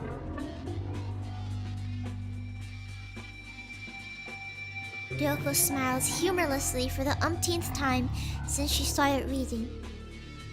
He performed a summoning ritual? Oh my god! So he summoned a demon! How wonderful would it be? How wonderful it would be if she could laugh the diary off as the delusions of a madman or the work of a science fiction author. Alas, she knows far too much. When she thinks back to the many horrors that Ogai brought into her life, the words before her take on chilling credibility. I have confirmed that the organism's brain power far surpasses any human's. This morning, I taught it about prime numbers. After I explained the Lucas Limmer test for Mersenne primes, it immediately began to list examples that it had calculated in its head. Saya really is perfect. I was only able to confirm by memory up to number 10, M89, but it continued to list further examples without any trouble. Saya is smart! Aww, she really is perfect. I left it to its calculations. Thank you for the super chat, Mr. Yura! Alien learns fast, funny, ESL. I don't learn fast though! I'm pretty dumb. Other than for the eating humans thing, she's perfect. You're saying that eating humans makes you less perfect? I left it to its calculations, and when I returned a few hours later, I discovered that it had written down more than 70 of them. Computers all over the world are currently working to calculate the Mersenne primes, but the last one I remember being found was the 39th, back in 2001. Jelly, do you eat humans? I don't.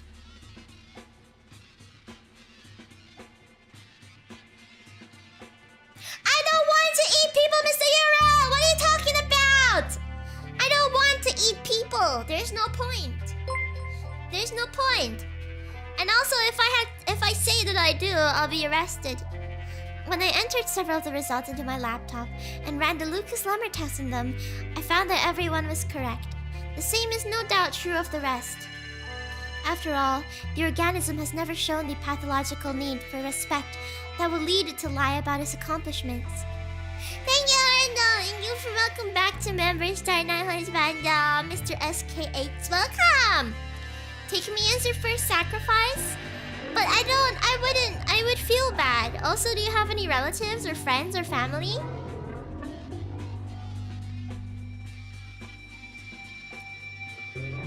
If I could reveal to the world an expedient method for discovering Mersenne primes, the prize money would make me a billionaire. Of course, my current research is worth far more than any sum of money. I must keep it secret. If not, then you will eat him? No, I'm just asking because I'm curious. What if he doesn't? No, I was just curious. Yeah, asking for a friend. The organism's computational speed exceeds that of even the most powerful supercomputers. I can only conclude that its cognitive faculties are beyond anything humanity can imagine. At the organism's request, we have begun a new field of study. Despite its immeasurable aptitude for mathematics, it now desires to concentrate on sociology and the natural sciences. Perhaps our math problems are simply too elementary for it. It has shown especially keen interest in the means by which organisms reproduce and multiply. As it possesses nothing that could be called emotion, I hesitate to use this description, but when it learned about DNA, it seemed somehow excited. Thank you, Atorato! Okay, Jelly, I offer myself and my sister as sacrifice. You can't offer somebody else! You can't, that's murder. In fact, the organism itself seems surprised by its reaction. When asked about the nature of the impulse, the organism decided to label it as instinct. If this description is indeed accurate, then this is an extremely significant development. It will mean that there is a deeper level to its psyche than just the knowledge it has acquired since coming to this world. If I can use this discovery to trace its roots, I might be able to learn what it truly is. In fact, the organism itself seems surprised by its reaction. When asked about the nature of the impulse, the organism decides to label it instinct. Wait, I just read the same thing. It would mean that there... Wait, I just read the same thing. Note! Candidates for the plane and world of the organism's origin are discussed in my writings on the Silver Key, filed separately. I spent the whole day carrying books into its room. Apparently, the organism is no longer satisfied by the knowledge I'm able to impart. It should come as no surprise, considering its linguistic prowess, but the speed at which it consumes text is astounding. The diary continues for some time, chronicling the intimate relationship between Ogai and the organism. In the back of her mind, Ryoko imagines the old doctor climbing down the well in the middle of the night to hold congress with some inhuman creature in that bizarre laboratory. What silver key? What silver key are you talking about? What silver key? The image is disturbingly similar to the nightmares that have shattered the silence of many nights with her screams. What follows, however, makes her worst nightmares pale in comparison. The organism has made a very strange request. This is the first time it has asked for anything other than food and reading materials.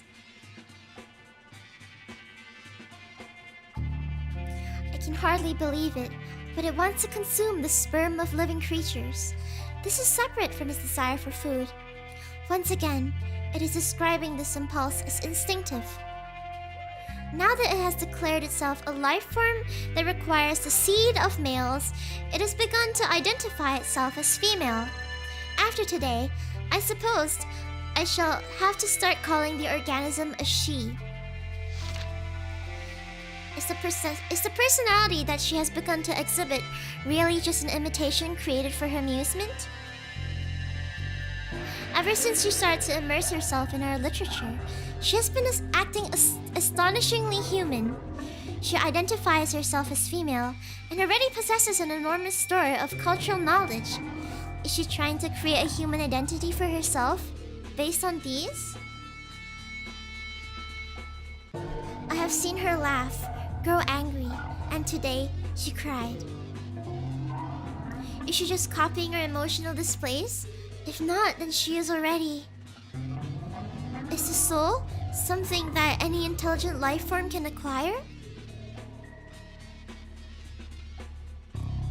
I feel that I am witnessing something more mysterious than the genesis of life itself. Today is her birthday. Although it is a year late, I want to give her a special gift. Saya was the name of my mother's cat. In childhood, she was my soul friend and my beloved. I decided long ago that if I were to be blessed with children, I would give this name to my daughter. Happy birthday, Saya. Let this be the name of your soul. You have earned it.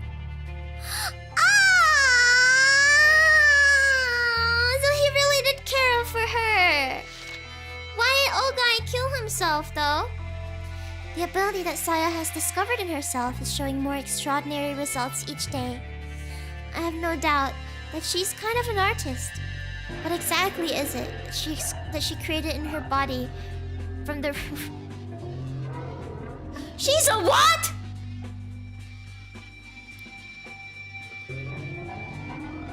She's a what?! She's a rat... What?! She's an artist?! I was crazy once. They locked me in a room. A rubber room. A rubber room full of rats. And rats make me crazy. Crazy? I was crazy once. At this point, I can only surmise that it is a type of retrovirus. A reverse what? Transcriptase enzyme that creates exactly what she desires. The rats that have been transformed by her art are so very beautiful now. I'm crazy! The many enzymes secreted by her body and the various appendages she uses are discussed in detail in my biological observations, filed separately. Here, I will say this.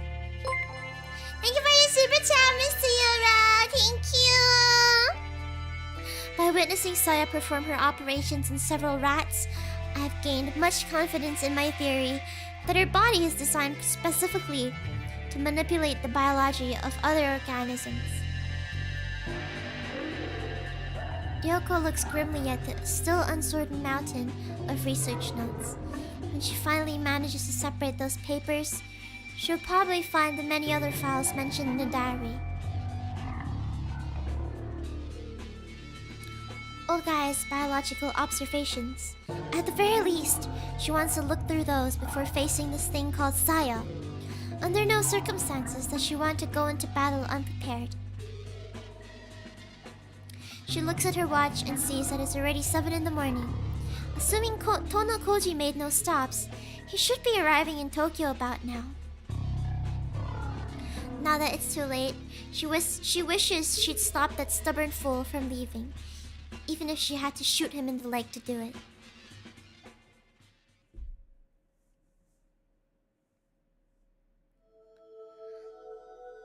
Koji! Koji, what are you doing, Koji?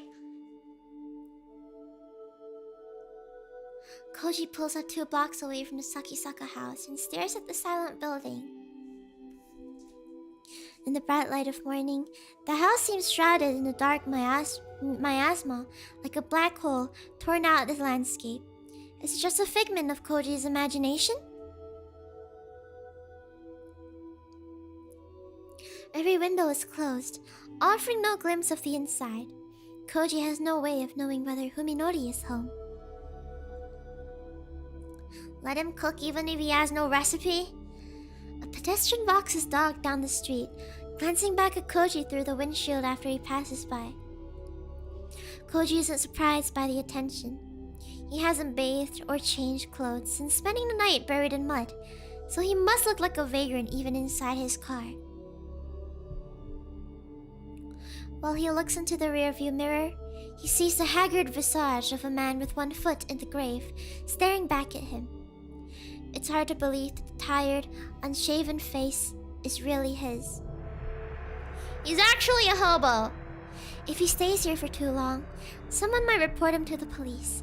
He'd better pull himself together and get moving. He drives slowly up to the Fuminori's house. He drives slowly up to the front of Fuminori's house, quickly checks to make sure no one is around, and gets out of the car. Anyone who might be in the house probably heard the sound of the engine, but there's no point in worrying about that now. Is he actually just killing himself? Koji walks swiftly through the gate and yard to the front door. He puts his hand on the doorknob, foregoing the bell. The time for such pleasantries has passed. The door is unlocked, and the knob turns easily in his hand. He puts his ear to the door and listens for any sign of life. He's acting like a thief, he realizes with some shame, but that is the least of his worries now. No sound from within. After checking the street again to make sure no one's looking, he quickly opens the door and disappears inside.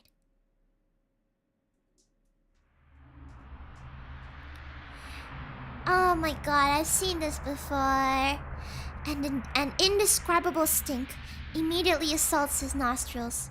He's already prepared for anything, however, so rather than discourage him, the stench only sharpens his caution to a razor's edge. He has crossed his threshold many times in the past, and his memories of days spent here are still bright. So why? Why does he feel the same ominous, blood-chilling aura that permeated Ogai's home and cabin? Anger and sorrow seize Koji's heart, as though a dear friend's grave has been defiled. Koji doesn't remove his shoes before entering. He knows why he's here, and it's not to be polite. Every storm shutter is closed, filling the house with gloom, and he can see nothing but pitch-black darkness through the open doors in the hallway. He should have brought his flashlight from the car, he thinks ruefully, then remembers that he dropped the light when Fuminori attacked him. It's still lying in the backyard of the cabin in Tochigi. The house might be empty. Then again, it might not. Each particle of the air seems charged with silent menace. Is this enemy lurking somewhere within the darkness? It's not hard to imagine Fuminori waiting for a chance to take him by surprise and finish what the well failed to.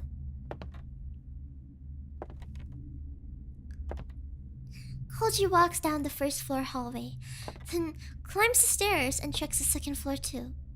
He moves slowly and carefully, keeping his senses sharp, but feels nothing watching him from the shadows.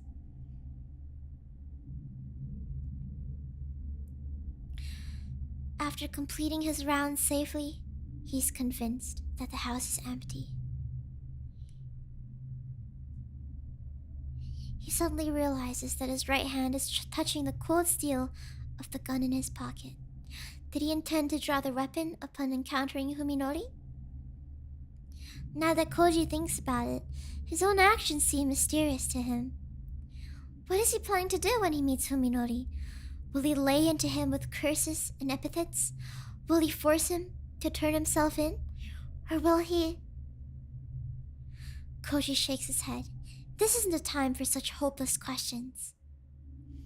If he keeps thinking, he'll stop moving. And if he stops moving, fear will paralyze him forever. His only choice is to keep marching on. He has to close distance to his prey. In any case, Fuminori isn't home. What form their reunion takes will probably be decided at the moment of their meeting. All Koji has to do is not hesitate when the time comes. Still, why does the whole house smell like stagnant water? It's been 3 months since Fuminori distanced himself from his friends. Just what kind of life has he been leading all this time?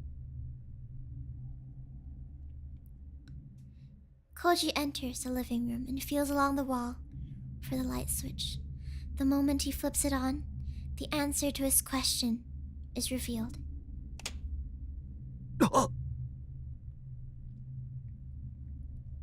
How far has Fuminori gone?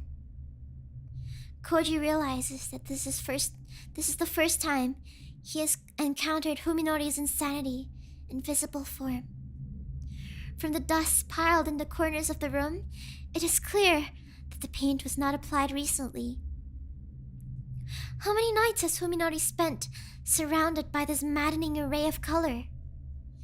Why, if such obvious signs are available, why didn't Koji realize that something was wrong before it got this bad?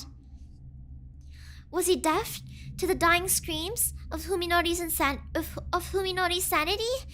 Was their friendship really so worthless? As he stands petrified in the unfamiliar living room, Koji directs his anger entirely at himself. If he could, he would like nothing more than to apologize to Fuminori for failing to help him through his suffering. Koji feels that he might have been able to save his friend. Perhaps he is arrogant to think so, but if so, it is arrogance born of kindness. Koji passes through the living room and opens the sliding door that leads to the kitchen. When he enters, he finds that the most disturbing of the house's many stenches is strongest here. Blood.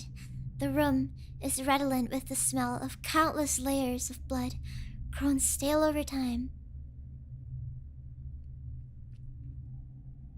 He peers into the well-used sink. Around the rim, he sees faint, brownish-red blotches that water alone couldn't rinse off. Even more obvious are the stains on the dish rack.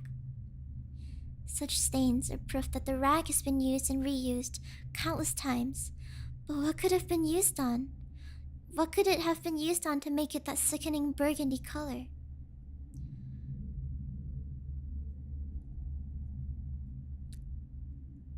Koji stares at the refrigerator next to the counter as though it were a monster waiting to swallow him whole. He stands motionless until he is able to work up the courage simply to touch it. Then he steels himself, grabs a thick handle, and opens the door. First he'll check the freezer, then the refrigerator.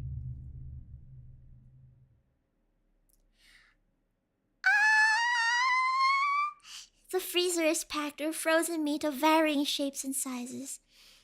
As each piece is wrapped tightly and frosted over plastic, he can't tell what kind of meat it is. The meat in the refrigerator, however, has already been thawed for consumption. For a while, he can only stare in disbelief at the 5 fingers beckoning to him from the back of the compartment. They are the long, slender fingers of a woman, their bluish tinge giving them the appearance of waxworks. Koji is unable to remember what Omi's hands look like, even though he has kissed her fingers countless times. When he finished crying after his conversation with Fuminori, Koji promised himself that he would not cry again. And in fact, he does not. He regrets his decision, however. He indulged himself too early. He should have saved his soothing tears for this moment, for now he knows that nothing, truly nothing, is sacred. At last, his doubts about Fuminori have been utterly obliterated.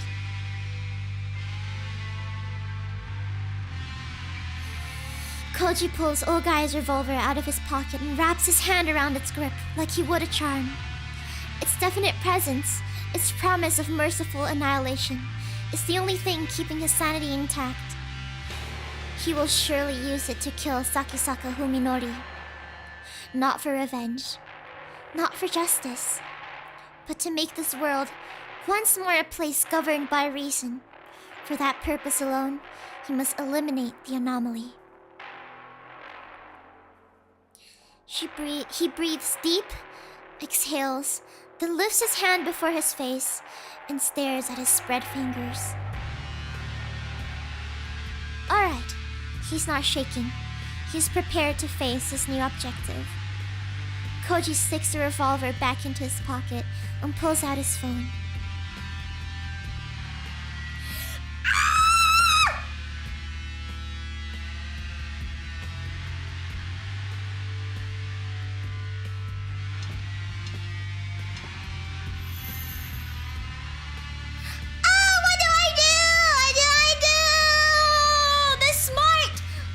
Smart choice would be to call Ryoko. I think if you call Fuminori, he's dead and gone. The smarter choice would be to call Ryoko. The smarter choice would obviously be to call Ryoko. So we should go for the bad end first. Thank you for the super chat, Lepto! Talk with the doctor for the coolest ending?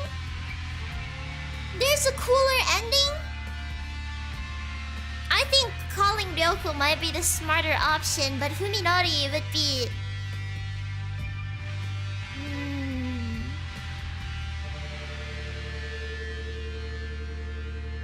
Okay.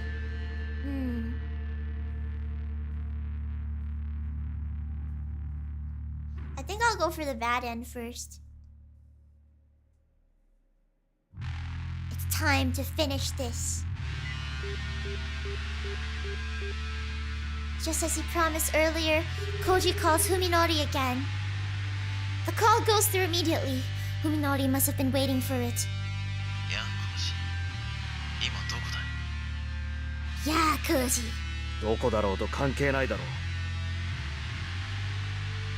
What do you mean, bad end? This is obviously the stupid decision to make, right?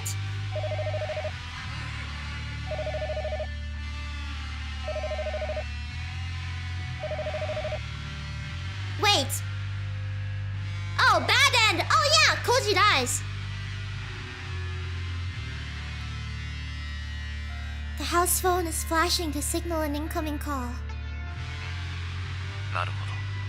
He's so smart!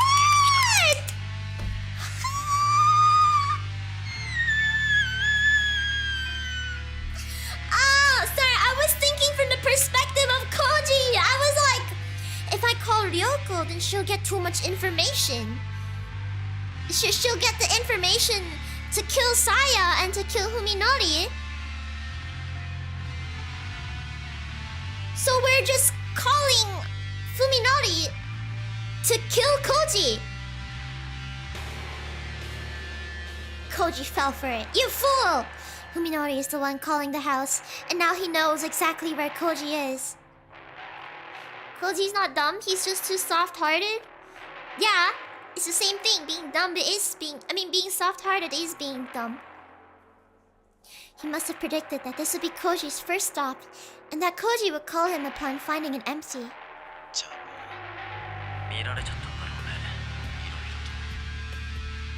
Ah. しばらく会わないうちにえらく悪食になったらしいな。一体今日まで何人殺した？いや、僕はまだ一人だけ。でも、解体だけなら3、4人ってとこかな。かなり慣れたよ。剣を切ったり血抜きしたりとか。That's why you're psycho? I'm not psycho, I'm normal. Koji no longer feels sadness or horror when faced with Fuminori's inhumanity. There is only the cold desire to kill the creature speaking such revolting words with his friend's voice. 貴様、近江を殺したな。知らないっていうのは嘘だな。どうなんだろう。正直言うとね、最初に食べたのがもしかしたら近江だったかもしれないんだ。ちょうど彼女が消えたその日だし。いや、誰の死体かなんてわからないありさまだったからさ。 Koji had already abandoned hope, but it's still a shock to hear of his lover's brutal end. つくばもか。いや、彼女はちゃんとここにいる。僕だってバカじゃない。彼女は取引の材料なんだろう。むざむざ捨てたりしないさ。声を聞かせろ。それはちょっと無理かな。口を聞けるような状態じゃないから。 Fuminori's dismissive words further sharpened Koji's bloodlust. 言ったはずだぞ。彼女を無事に解放しないなら。生きているだけでもよしとしてくれよ。それとも完全に死体になったようが欲しいかい。確認するがコージ、お前は集めた資料の全てを証拠ともども持ってこい。その内容を見て納得できたら僕らは用を引き渡す。いいだろう。 It's obvious that this deal is a sham. In all likelihood, Fuminori is planning to kill him and bury his secrets forever. Moreover, Koji doubts that Yo is even alive. Her meat could very well be somewhere in the refrigerator right in front of him. However, Koji isn't particularly interested in Fuminori's true intentions. After all, he has no intention of making a trade either. His only goal is to get close enough to destroy Fuminori and whatever is pulling his strings. 場所は。お前が僕を尾行してきた鴎外教授の家、覚えてるだろう。今夜7時にそこで落ち合おう。一人で来いよ。おい。 Fuminori hangs up without waiting for Koji's response. Perhaps Fuminori too has sensed his opponent's intent. If so, then he has realized that Koji is not just the hunted, but the hunter as well. So we're like duelists maneuvering for advantage. Koji smiles grimly as he pockets his phone. It's astounding how much the relationship has changed. The question is whether or not to comply with the 7 o'clock rendezvous agreement. If this were a serious negotiation, then it would be wise to avoid preempting Fuminori in any way that could provoke his anger. What Koji and Fuminori are really doing, however, is trying to lure each other into a deadly trap. Koji doesn't know what Fuminori plans to do between now and then, but he's not about to let his enemy keep the initiative. The fierce bloodlust that has taken root in his heart is more than enough to energize his exhausted body. It's at least 2v1 against Koji. I don't think Yo is in the shape or form to fight. I don't even think she knows how to fight. At most, she'll just be a meat shield. Koji leaves the death-filled house, his stride more determined than before.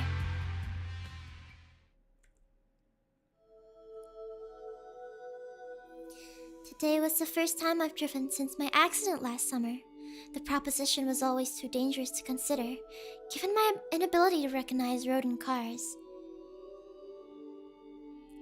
Saya and Fumi versus yeah, that's what I said. Said it's at least 2 versus 1, right? It's at least, which means that there might be 3, right?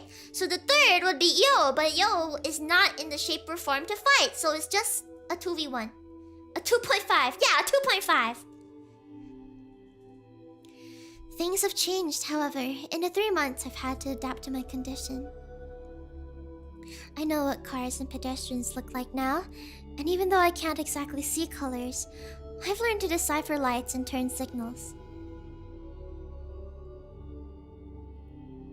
Nevertheless, I still can't read street signs, of course. Nevertheless, I managed to make it safely to our destination, with Saya and Yo in the backseat. It was Saya who came up with the idea of our new hideout, an abandoned building she discovered while living with Dr. Ogai. Oh, what is this? In these hilly suburban residential areas, it's not hard to find thick patches of undeveloped forest just off the beaten path. Saya's old playground is located in one such secluded area, unaffected by the flow of everyday life. It used to be a privately operated sanatorium hidden among the silent trees. After the owners went bankrupt, it remained unsold and was eventually forgotten. What's a sanatorium? After I left Saya and Yo at the hideout, I returned to town to make some preparations. Now I'm finally back at our new refuge. I liked this ruin from the moment I saw it. Mountains of construction materials and garbage litter the front yard, forming a serviceable barricade. This place looks even less likely to receive unwanted attention than our house. Oh, asylum? Oh, a loony. Why do you both say loony bin at the same time? Why is everybody saying loony bin? A place of rubber rooms. Okay, rubber rooms. Since my brain sees humans as revolting monsters, places they've been tend to stink or seem covered in filthy slime. Ruins like these, long empty of life, are the places I find most restful. Sakana's ただいま。 Baseman! おかえりなさい。車平気だった？ Saya! I had no Saya the past 2 hours. I barely had any Saya. もう全然問題ない。一方通行の標識もどういうのか分かったし、スピードさえ出さなければどこを走っても大丈夫だよ。で、そっちは？一通り調べたけど、やっぱりあれからずっと人が来た様子はないみたい。ここは安全だよ。そうか。ならいいんだけど。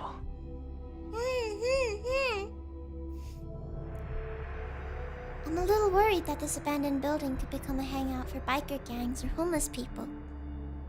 多分表に積み上げてあるゴミのせい。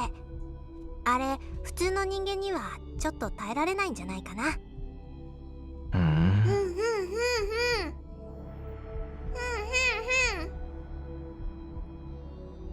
It doesn't bother me at all. I rather like it, in fact, but of course, normal people would feel differently. Does that mean Fuminori doesn't shower?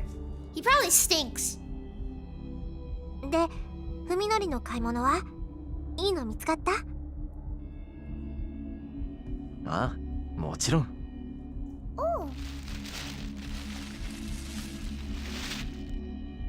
Oh! I proudly unwrapped the weapon I just bought from a camping goods store. A 1 meter long wood axe. The biggest and sturdiest I could find. 刃渡り15センチ以上のナイフは銃刀法違反だなって張り紙してあるのに、その隣でこんなもの売ってるんだよ。お笑いだよね。I gripped the axe with both hands, testing its dependable weight, then swinging it like a baseball bat.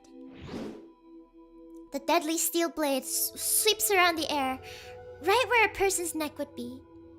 Yo, who's sprawled out on the floor, flinches at the sound and curls herself into a ball. 切れ味とかどう？用で試してみたら？いや、それはちょっと。Oh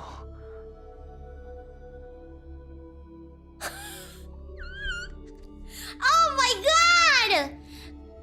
I mean, Yo looks human to him. That's probably why he's averse to the idea, maybe? I definitely wasn't expecting Saya to suggest anything so brutal. 心配いらないよ。今のようの体だったら刃物とかの傷は割と簡単に治っちゃうから。Oh. いや、それにしたって痛いだろ。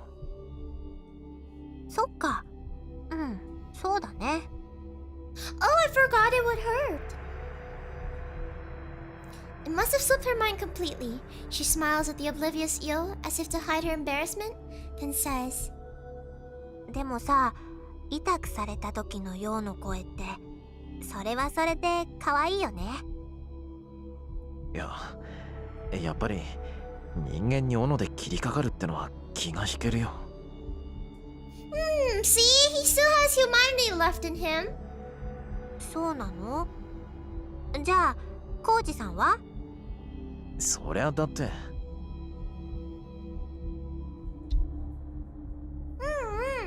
It should be obvious, but I guess Saya still doesn't understand. 奴は僕には人間に見えないから、切ろうが潰そうが平気なもんさ。I'm human. そんなに違うんだ。そうさ。人間には良心があるからね。どんなに憎い人間だろうと、人を殺すと思うとブレーキがかかるもんだ。そこが僕の称賛でもある。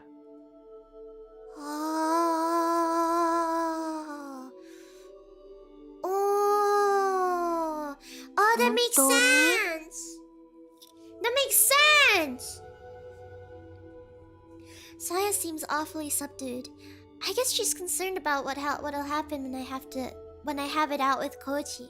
体格じゃあいつが上だし、普通に喧嘩したんじゃ勝ち目は薄いかもしれないけどね。But he has a gun. でも僕にとっての化け物退治があいつにとっては人殺しなんだ。こいつは大きいよ。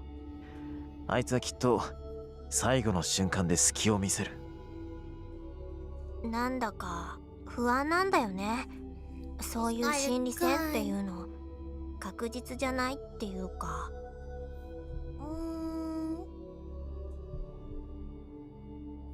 She raises her head and looks straight at me. ねえ、やっぱり私が買った方が良くない？ I appreciate Saya's consideration. Even though it could be interpreted as lack of faith in me, she's still putting my safety above hers. Nevertheless, I can't accept her heartfelt suggestion. サヤの腕力だとさ、ヨウみたいな女の子なら楽にねじ伏せられるだろうけど、男を相手には厳しいと思うんだ。Saya falls silent for a moment, seeming to understand what I'm thinking, but then comes right back to stubbornly press her case. でもね、あのおじさんも最初の不意打ちはうまくいったの。大抵の人間はね、作用を見たら力が抜けて動けなくなっちゃうんだよ。病院だってそうだった。平気で話しかけてきたのってFuminoriだけだよ。まあそれも一理あるかもな。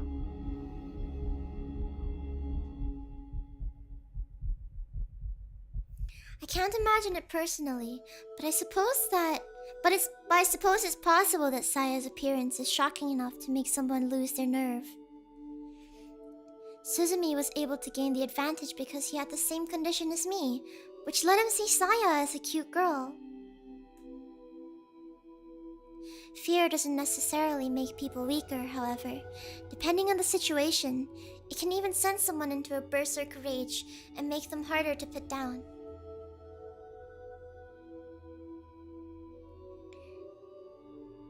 In other words, such a tactic would be the same sort of gamble that Saya is worried about. じゃあさ、サヤ、こういうのはどうだろうか。When I tell Saya the new plan that just popped into my head, her gloomy frown turns into a bright smile. それ名案。Fuminoriって頭いい。何もそこまで。Oh! It's not exactly a great plan, but I guess the fact that it lessens the risk to me is enough to excite her. She's so easy to please, but that's part of what makes her so cute. で、いつ頃来るの？コウジさん。今朝あれから電話があってさ、とりあえず関係ない場所に誘い出してある。少しじらしてやろうと思ってね。Oh, are they gonna send Koji 暗く here? なってからがいいよね。ああ、頃合いを見計らってここに誘い出して仕 Oh, 留めよ he is gonna send Koji う。ここ here! なら誰にも気づかれないからね。 Okay. せっかく人間一人分の肉が仕入れられるのに、ここだと腐らせちゃうね。冷蔵庫ないし。他の動物を誘う餌にできないか。野良猫とかカラスをおびき寄せてさ。それ危ないよ。万が一取り逃した時、よそに持っていかれて他人に見つかったら大騒ぎになるよ。そっか、それもそうだ。Humans are extremely dangerous, and their filthy, stinking bodies make me sick just by being nearby. Ironically, however, nothing tastes better than their meat. I truly regret having to abandon our well-stocked fridge. まあこの辺だと森にもいろいろと住んでるから、そんなに食事には困らないんじゃないかな。3人分だよ。大丈夫かい？任せて。これでもさや狩りは得意なんだから、頑張っていっぱい捕まえてくるよ。But she's perfect! そうか。じゃあ今日からはサヤが一家の大黒柱だな。へへ。今度はどのぐらいのんびりできるかな。Because of the casual way she says it, I almost miss the emptiness to which your question leads. どのぐらいかな。Oh, must be so stressful! Saya's right, this won't last forever. No matter how safe this hideout might seem, we will have to abandon it eventually. The slightest mistake could put our life together in jeopardy, just like when I failed to silence Koji. Some dumb kids might decide that this old ruin is a new place to test their courage, or this land might be targeted for new development. In order to be together with Saya, I have chosen to live apart from society. We will never find lasting peace in this world teeming with humans, not unless we can somehow escape from it. 長い旅だと思えばいいさ。I pull Saya into my arms and fold my arms around her slender shoulders, then whisper. どうせ人生なんて旅みたいなものなんだ。永遠に変わらない場所なんてない。時の流れを見送るか、自分自身が流れていくか、それだけの違いだよ。そうだよね。Honeymoon! Life is a highway! Life is a journey. What matters is the journey, not the destination. Destination. Final destination. Saya smiles softly, perhaps in resignation, perhaps in sadness. Either way, there's peace and contentment in her expression. それでも一人ぼっちじゃないし、だからさやは寂しくなんかないよ。ふみのりもそうだよね。ああ。I'm never lonely if I'm with you, Saya. I have no regrets. As long as I can hold Saya in my arms, I will gladly pay any price. それにね、いつかは私たちが人目を忍んで暮らさなくてもよくなる日がきっと来るよ。それは約束してあげるから。Oh, it sounds like a fairy tale, but for some reason, she seems absolutely certain. それは明日かもしれないし、ずっと先のことかもしれない。いつ印が来るのか私にもわからないの。初めてのことだから。Is she gonna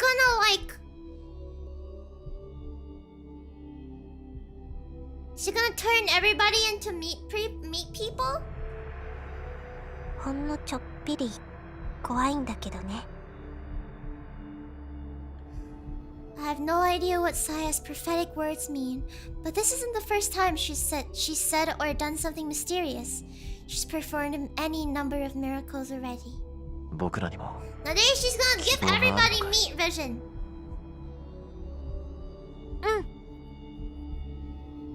きっとそれがさやがふみのりに送ってあげられる最後のプレゼント。さやの最初で最後の務め。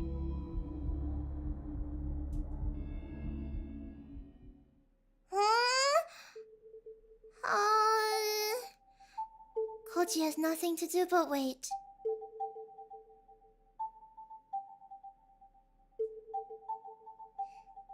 Jelly, if you want to show people the other ending? I mean, if we're heading towards the true end, then I would prefer if you guys played the other endings. yourself to support the developers if you enjoy the game. But how many hours are left of this? 30 minutes? He spent almost half a day in the dark, empty study, breathing stale air, choked with mold as he strains his ears for the slightest hint of movement below. It's not really the true ending. Oh, so there are no true endings. Oh, it's gonna end? Okay. Few people could endure such a vigil, but Koji has accomplished it without complaint. If anything, the suffering is welcome, for it keeps his nerves honed to a razor's edge. So we're gonna kill Koji. So Koji dies, and we have nothing in our way anymore. Without a doubt, his single-minded focus is the only thing allowing him to push the limits of his stamina. Koji understands this and embraces the pain. His closest friend has shattered his world like glass, and now Koji feels only hate towards the madness that has replaced it, and toward himself for allowing it to happen. Self-loathing is a more reliable source of willpower than any faith or resolve, no matter how noble. I really don't like this guy's thoughts, like train of thought, or like, brain. Thank you! Thank you, welcome, your line food, welcome, remember, welcome. Welcome. Enjoy your stay. It was only after he got inside that he realized the house was still abandoned. Even so, Koji was sure that Fuminori would arrive earlier than promised in order to set up an ambush. However, the light streaming through the windows turned red, then faded to darkness with no sign of anyone coming. Koji's patience has grown weaker and weaker by the moment. And now the appointed time has arrived. Just as Koji's frustration is about to peak, his phone begins to vibrate and flash. It's from Fuminori. He's calling rather than show up himself. Rage threatens to overwhelm him for an instant, but Koji manages to keep his voice calm as he answers. どういうつもりだ、文則。いやね。まさか待ち伏せなんていう無駄なことをして神経すり減らしてないか。お前のことが心配になってさ。遅くなったが、そろそろ本当の待ち合わせ場所を教えておかなくちゃと思ってさ。間に合ったかい？ふざけた真似を。まあ怒るなよ。当然の用心だろ。Fuminori laughs with unrestrained malevolence, as though to emphasize that he's seen through Koji's plans. Outplayed! そこからほんの少し先。歩いていける距離の場所だよ。僕とヨウはそこにいる。まずは車に戻ってカーナビを見ろ。ところ番長教えてやるから。今度こそ信用できるっていう保証は。疑わしければ来なくていい。尻尾を巻いて逃げるがいいさ。Fuminori hangs up immediately after speaking his challenge. Oh, that scared me, man! What's your problem? Koji leaps out of his chair and kicks it across the room, unable to find any other outlet for his rage. Isn't Koji concerned about an ambush? Yeah, I don't know what he's doing. But this is the happy ending, I think. So, because we turned Koji into an idiot. His stamina is already exhausted. Only his obsession is keeping him going. If he allows himself even a moment's rest, he fears that he'll never again find the strength to face this madness. Tonight is his only chance to kill Fuminori. Koji knows, of course, that his enemy is planning to ambush him. Fuminori isn't going to fight fair, but then, neither is Koji. With the unsteady stride of a man half asleep, Koji leaves the Ogai house and heads for his car.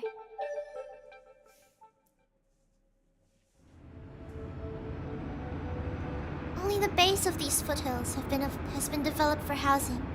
The address Fuminori gave Koji is outside of that area, in the thick forest that still covers the mountain's face.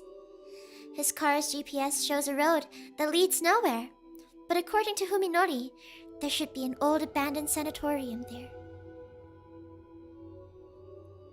It's definitely a place that no one would find, not even by accident. Maybe this next stop really will be the last. I mean, if you're sleepy and if you're hungry and tired, you should stop. You shouldn't, try to fight somebody. Just maybe. Koji drives up the steep incline, soon leaving the residential neighborhood behind. Even though the hands of progress are right at its doorstep, the undeveloped forest is darker than he expected. This looks like a great place to live in secret, or to kill someone and hide the body. Places like this, lost and forgotten, aren't found only in deep jungles and hidden valleys. Holes in the world are everywhere, even in the midst of civilization. A broken down gatepost suddenly appears in Koji's headlights like a ghost rising from the darkness. It looks like this is the final stop. He rolls up to the gate and turns off the engine, giving himself to the silence of the forest.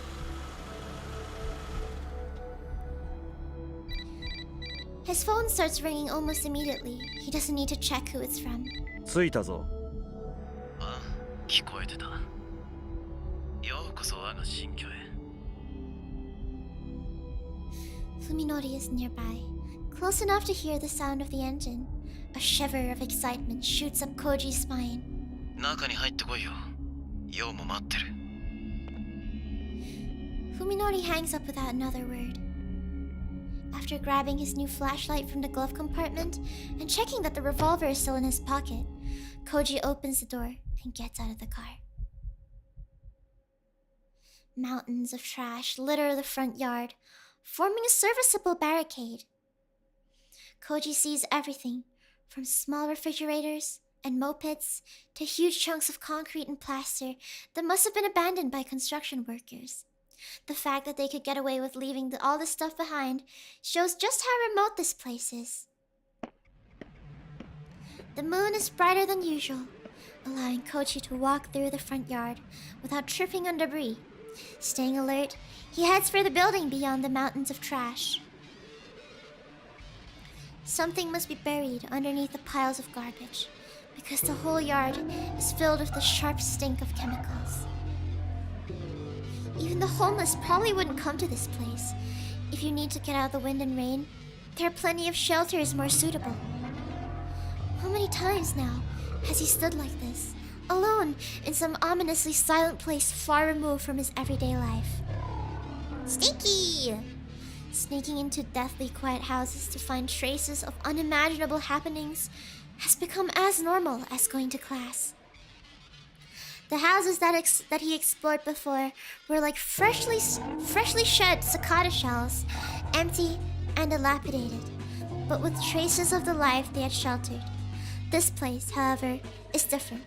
A perfect ruin, its walls and pillars rising from the dark forest like an army of ghosts, with no sign at all that people once lived and worked here. Fuminori probably stinks, yeah. The structure resembles a skeleton more than a shell. Time and the elements have stripped it from its former shape, and now there is only death. He probably never showered. What does water look like to him? What's with all the plot holes? Koji has gone as far as he can. This must be the final stop. What will Fuminori's next move be? He must be planning to kill Koji. But how? Just as he's about to turn on his flashlight, Koji reconsiders. If he wanders around with the light on, he'll be broadcasting his exact location. That will give the advantage to Fuminori, who's probably lying in wait for him right now. Blood, maybe? True, maybe he showers with blood. Oh, he did have a bath inside. Maybe baths are fine. I'm not sure. Oh yeah, I remember now. He holds the light switch before him in his left hand, with his finger poised on the switch. In his right hand, he raises the revolver, keeping it pointed in the same direction. Now ready to fire when he turns on the light, Koji steps quietly into the dark ruin. It takes a while for his eyes to adjust, but even when they do, he has only moonlight streaming through empty windows to guide him. Everything appears gray and indistinct. However, Fuminori has to deal with the same conditions if he's hiding here. Wait, I have an idea. There's no way Fuminori is gonna fight alone, right?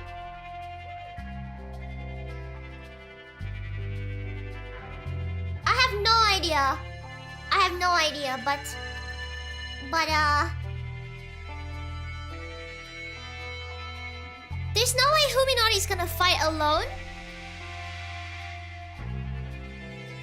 Okay, I'm not gonna say it, but if this turns out how I imagine it to turn out, then I'll say I knew it.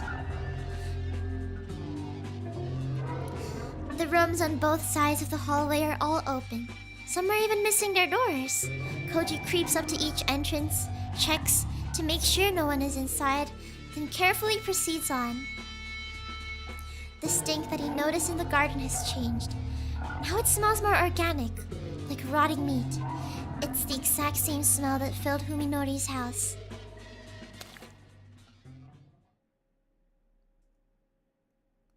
Koji freezes and stares down the hall.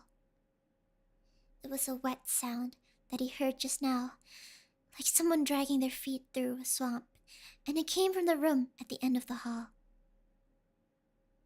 Something is there. Something alive. I know what's gonna happen. Koji creeps towards the sound, his light and gun at the ready.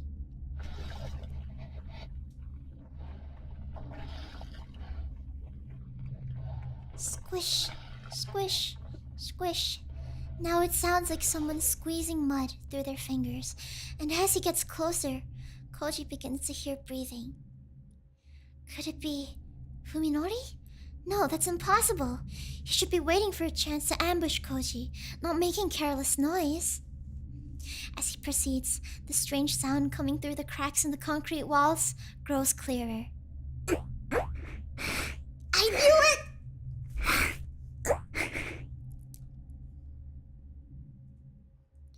Before he knows it, he's standing on the threshold. No!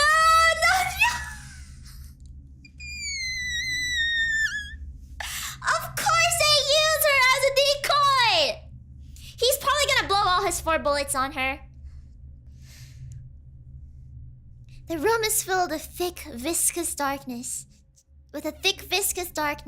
Just like every other room that he's passed. There's more than just darkness, however. Something is there. He can hear pain breathing, like that of a wounded animal, and what sounds like sobbing. Sobbing? 誰だ? Koji whispers into the darkness. Now that he's given away his position, he might as well turn on his light. For some reason, however, Koji feels that to do so would have disastrous consequences. The last time I heard her voice on the phone, she was sobbing. The wheezing suddenly stops. And then... Koji! A whisper comes out of the darkness, though not a human voice, not by any measure. It speaks some blasphemous semblance of human words. A nightmarish flash of insight connects the dots in Koji's mind. つくば? How does he know? Yo doesn't sound like this. She doesn't smell like this. Koji.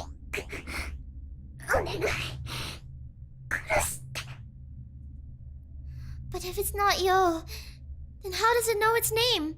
Why is it begging him for help? No, it can't be Yo. She's human, not some creature that slithers and hides in the shadows. The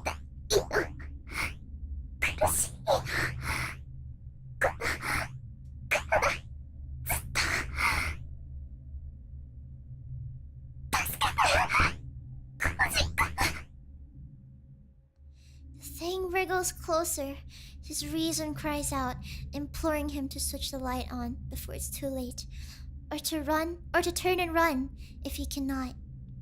But Koji is unable to make either choice.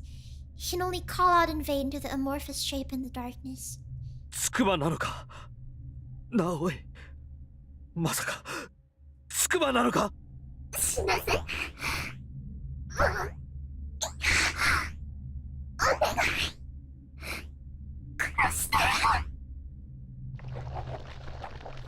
Something soft and slimy slides over Koji's toes.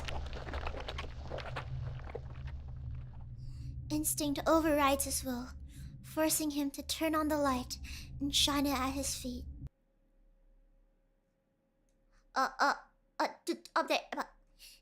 Do I have to censor this?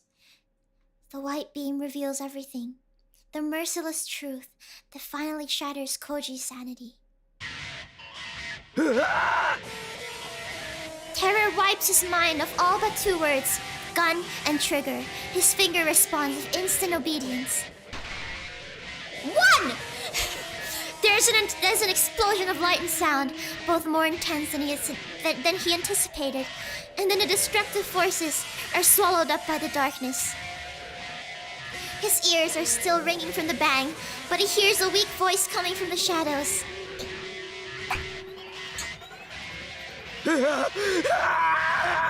Koji screams and pulls the trigger again and again, certain that salvation can come only from the barrel of his gun. 3! Wait, no! 4! They're all over! It's gone! Light and darkness, explosion and silence. They dance before him 3 more times. Koji doesn't even need to aim. The horrible creature is right at his feet, far too close to miss. Ryoko warned him how many bullets were left in the gun, but that information has already been driven from his mind. Even after the cold, heavy gloom wraps himself around him once more, Koji keeps pulling the trigger like a man possessed, paying no heed to the clicking of the empty weapon. His panic-stricken legs suddenly give out, sending him down hard on his backside. Even then, he keeps firing the empty gun. He knows no other way to erase the memory of the thing that he glimpsed in the beam of his flashlight. The light, which fell from his hand during the attack, is now pointing in a different direction. And though all 4 bullets must have hit their target, they were Koji's last card to play. Which leaves him alone in the darkness, with no way to defend himself. And just as he realizes this, a mass of rotting flesh rolls over him like a tidal wave.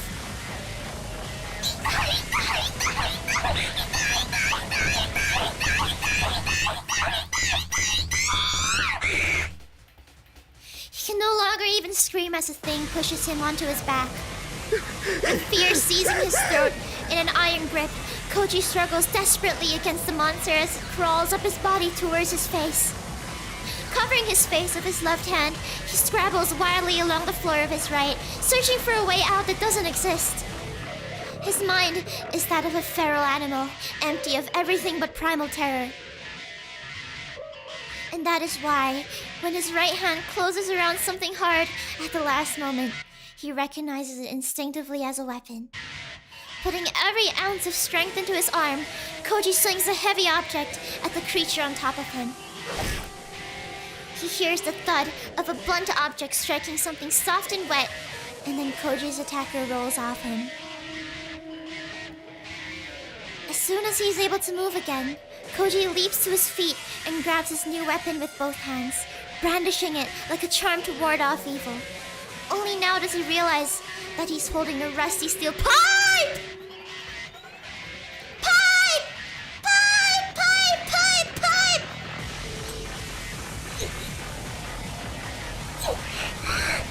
Pipe! The are still sobbing. Koji's piping!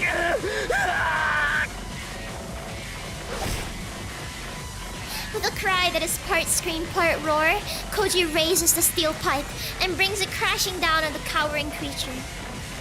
He hears a wet sound and feels the blood-chilling sensation of his thick, soft flesh absorbing the blow. These combine to evoke an instinctive loathing that wipes his mind of all but the urge to destroy.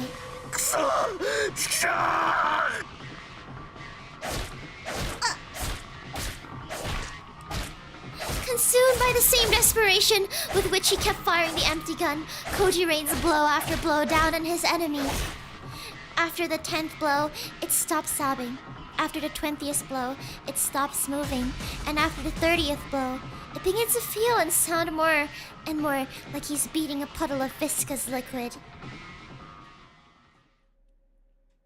Koji doesn't stop thrashing the creature until he recovers enough of his senses to realize that whatever it might have been before, it is now nothing but a corpse. The pipe in his hand, covered with unidentifiable fluids and filth, suddenly feels unbearably heavy. 20 years of memories in the light of the sun.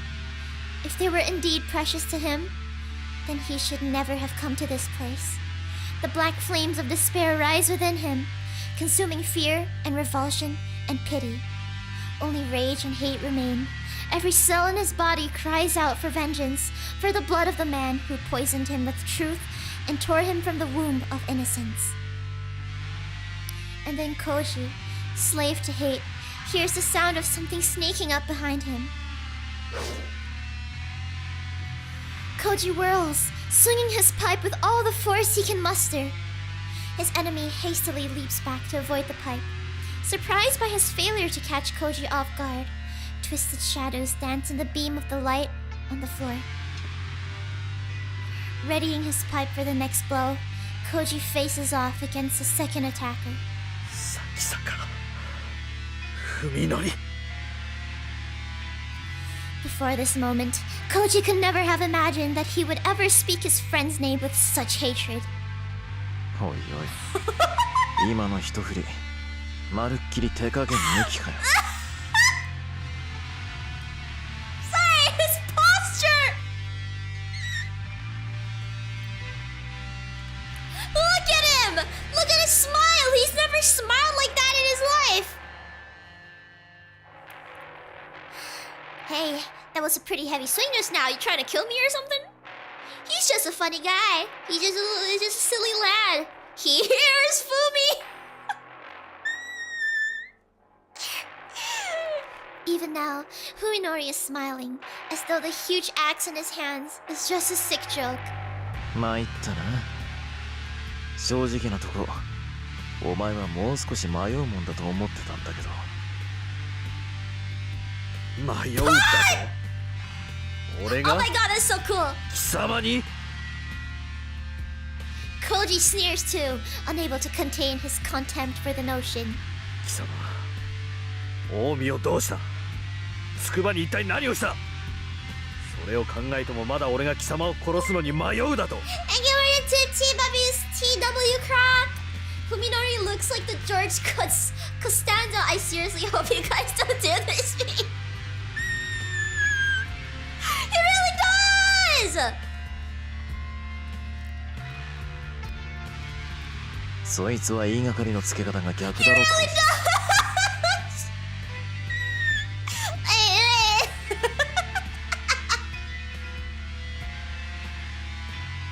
He does! No, the smiling sprite was better. It's gone. You've destroyed it. I can't look at it seriously anymore. That's my line, Koji. Fuminori growls, looking sadly at the pile of dead flesh at Koji's feet. 工事の分際で僕の世をひどい目に遭わせやがって世の10倍は痛めつけてから殺してやる I seriously hope you don't do this, Koji! Oh! The blade of Fuminori's axe carves a murderous arc through the darkness, glittering menacingly in the faint light coming from the floor. Oh my god, the music!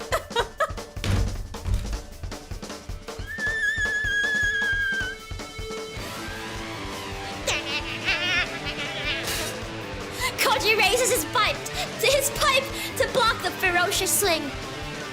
The heavy impact numbs his arms, but his large frame takes a blow without giving any ground. Fuminori presses the attack, delivering a second blow and a third. His axe, designed for chopping down trees, is deadlier and more durable than a piece of pipe Koji found discarded on the floor. Each strike Koji blocks sends chunks of rust flying from his makeshift weapon. Why does this song sound so Kikono? He can't win as long as he's on the defensive. He needs to create an opportunity to attack. Come on! Koji blocks a crushing downward swing, then pushes back hard before Fuminori can pull away, throwing him off balance. Fuminori stumbles backwards, then plants his feet to steady himself. Taking advantage of his opponent's temporary immobility, Koji delivers a punishing low kick to Fuminori's outer thigh. It sounds like I'm narrating a wrestling tournament. Fuminori grunts and retreats, swinging his axe wildly to prevent Koji from following up with another attack. Koji, however, does not press his advantage. He just stands where he is, calmly sparing Fuminori with his stare. What are they gonna do? They're doing a stare down. 喧嘩に慣れてねえな。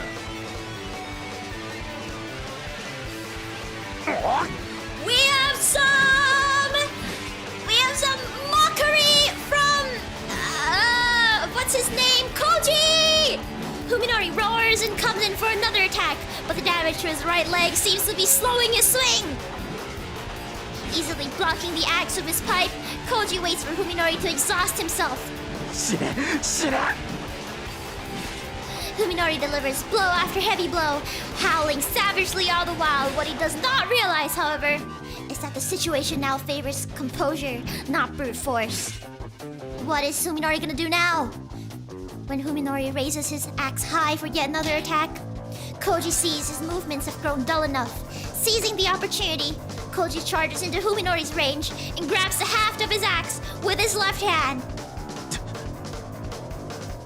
As Fuminori recoils in fear, Koji swings his pipe hard at his enemy's unprotected side.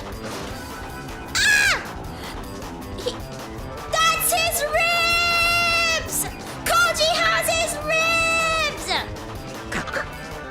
He lost to the pipe!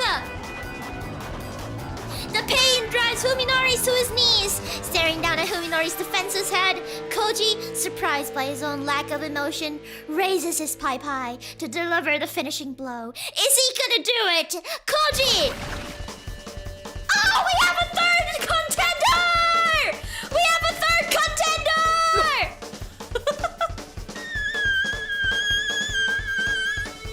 Which is when something wraps itself around his left ankle. The instant Koji panics at the unexpected sensation, something soft yet strong winds itself around his white leg and drags him to the floor before he can resist. He's down, but he's not out! Thank you for the super chats. Here's the error! Thank you! We have a third party!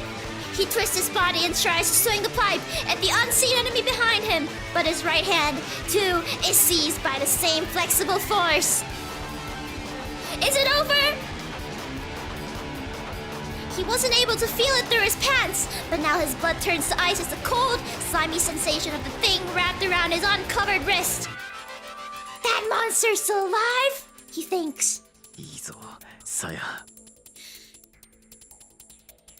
We have Saya, the third contender! Saya! Fuminori says encouragingly, even when kneeling on the floor, his face twisted in pain. He manages a terrible, victorious grin. Saya! This monster is Saya. Koji struggles desperately to free his limbs from the creature's slimy grip. 1, 2, 3, and he's out! But more tentacles swarm over his body, sealing his freedom of movement. He's out! Out of the game! The horror has already driven Koji half mad. Just imagining the creature's appearance is enough to send him into a mindless panic. His scream is suddenly cut off as a slimy appendage seizes his throat. This most deadly tentacle isn't just cutting off his windpipe, it's trying to snap his neck, and it's getting tighter. And he's out! Victory goes to Saya and Fuminori! It was never a 1v1 to begin with. Ding ding ding! He didn't tap. Yeah, he just died. Fuminori sucks so bad. My mind hazy from the pain, I watch as Saya feasts upon her slain prey. We've won. It was hard, and I wasn't able to do it alone, but together we have defeated our enemy. The price was steep. At least 2 of my ribs are broken, sending a sharp pain shooting through my chest every time I breathe. And then there's Yo. I didn't expect her to fall to Koji so easily. I suppose that, unlike Saya, she might have been unfamiliar with how to use her new body in combat. My injury must have fueled Saya's anger. Her slaughter of Koji was merciless and complete. As soon as her prey stopped moving, she sank her teeth into his vital organs and ruthlessly extinguished the last embers of life. Though her brutal, grisly actions were unbecoming of her girlish appearance, Saya's face, covered in blood and gore, was that of a victorious queen of beasts, lording over her undefeated foe. There was something noble and sacred about her primal ferocity that made me reluctant to disturb her. I don't know how long I've been sitting here watching Saya feast. I've nearly fainted from the pain several times. To be honest, I'm not used to violence. The wounds I suffered in the car accident were worse, of course, but these broken ribs are the most severe injury that has ever been deliberately inflicted upon me. You'd think that Saya could show a little more concern for my condition. Koji is already as dead as can be, so there's no reason for her to be so greedy. I suddenly realized that Saya has stopped eating. Now she's lying on her back, rolling from side to side. Has she eaten too much? It's been several days since we've had fresh, unfrozen meat, so I understand where her enthusiasm is coming from. But still, I'm wounded here. She could give me a hand. Because I'm preoccupied with my own selfish wants, I'm slow to realize that something is wrong. Saya isn't resting. She's trembling, in agony. My blood goes cold, and the pain from my broken ribs is suddenly forgotten. Saya! I jump up, run to her side, and cradle her fallen body in my arms. Her face is pale and drenched in sweat, and her half-closed eyelids and lips are shivering like she has a fever. What happened? What's going on? Was she wounded in the fight? Could the meat she just ate have been poisoned somehow? I don't understand. All I know is that something terrible is happening. Saya! Saya! The only thing I can do is call her name with all of my strength. Saya slowly opens her eyes and gazes vacantly into my face. Fuminori, ごめん。大丈夫だよ。ただちょっと痛いだけ。何なんだ？どうしたんだ、サヤ？しっかりしろ！ There's no way she's fine. It's glaringly obvious that her condition is dire. Even so, I'm the only one who's panicking. Saya's expression is serene, as though she understands everything that is happening to her. She even smiles softly up at me. びっくりしちゃった。まさか本当にこんなに早く時が来るなんて。I might lose Saya. The thought is unbearable. Terror and despair are quickly overwhelming me. A feeling of utter helplessness that I cannot resist. 怖がらないで。昼間言ったよね。これが印。みのりと私の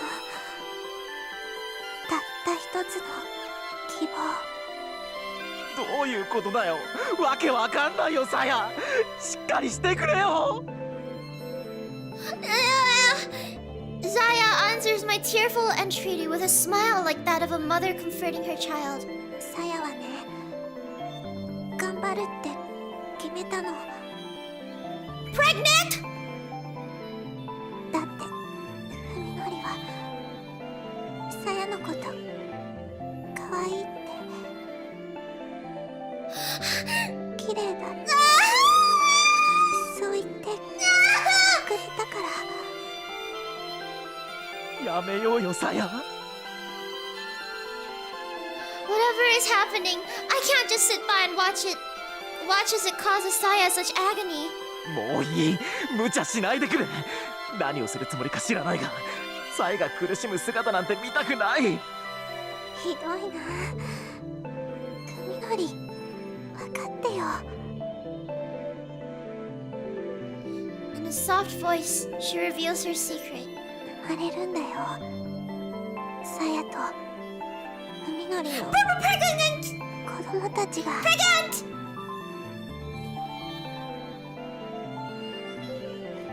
For a moment, my mind goes completely blank.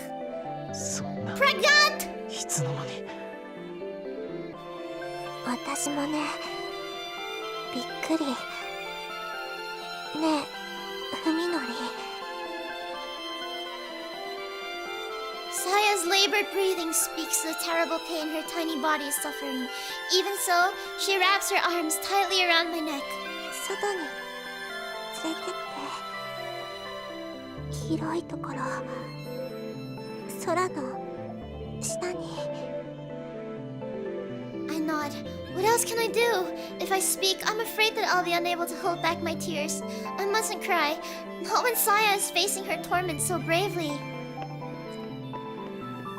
It feels like Saya is burning up in my arms, and I fear that the terrible convulsions that shoot through her at intervals will tear her frail body to pieces. Praying for her safety, I scoop Saya up and carry her swiftly out of the ruined building. Maybe the cold night air will soothe her fever, but that hope is futile, cruelly dashed as her breathing grows shallow and she moans through bluish lips. さや、外だよ。 In response to my call, she opens her eyes once more. Her gaze is cloudy and unfocused. She can no longer see. Nevertheless, Saya looks at me. I can tell that she is imagining my expression where my face should be. 約束した。これが最後のプレゼント。喜んでくれるといいな。嬉しいよ。もちろん。 It takes every ounce of my willpower, but I manage to make my voice light and cheerful. Saya! In Saya's mind's eye, I know that I'm smiling. She won't have to see my face streaked with tears. みのり、私を愛してくれたあなたにこの星をあげます。 Saya's whisper is weak and pained, but there's ecstasy in her voice. Ecstasy and joy. Her back suddenly shifts, then bulges outward. この世界はきっと綺麗な場所になるから。さやとふみのりのためだけの世界に。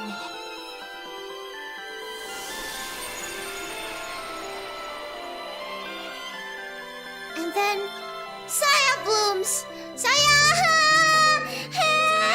What? What is she? How else can I describe it? Flower petals, long and wide, spread from her back like the wings of a newly formed butterfly. Their brilliant glow comes from the countless tiny scales that cover each petal like particles of light. さよならなのか。ううん、違う。これは始まり。Saya's pain must already have left her, for her expression is infinitely peaceful and content. 私と文則の世界の始まり。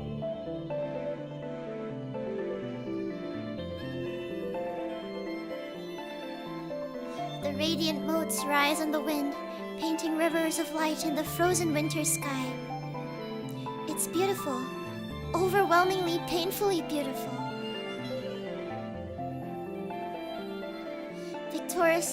Singing victoriously of their freedom, the shining seeds of life are released into this vast and fertile land. Their song heralds the coming of a new world and the destruction of the old. It is a boundless healing. It is an eternal blessing. We shall fill the world with our joy. これからはずっと一緒だね。Embracing Saya's pitifully shrunken body, I gaze into the shining sky and let my tears flow freely. Thank you. Thank you for this final gift, Saya. Huh? So what? What? What? Oh, we're back with the doctor.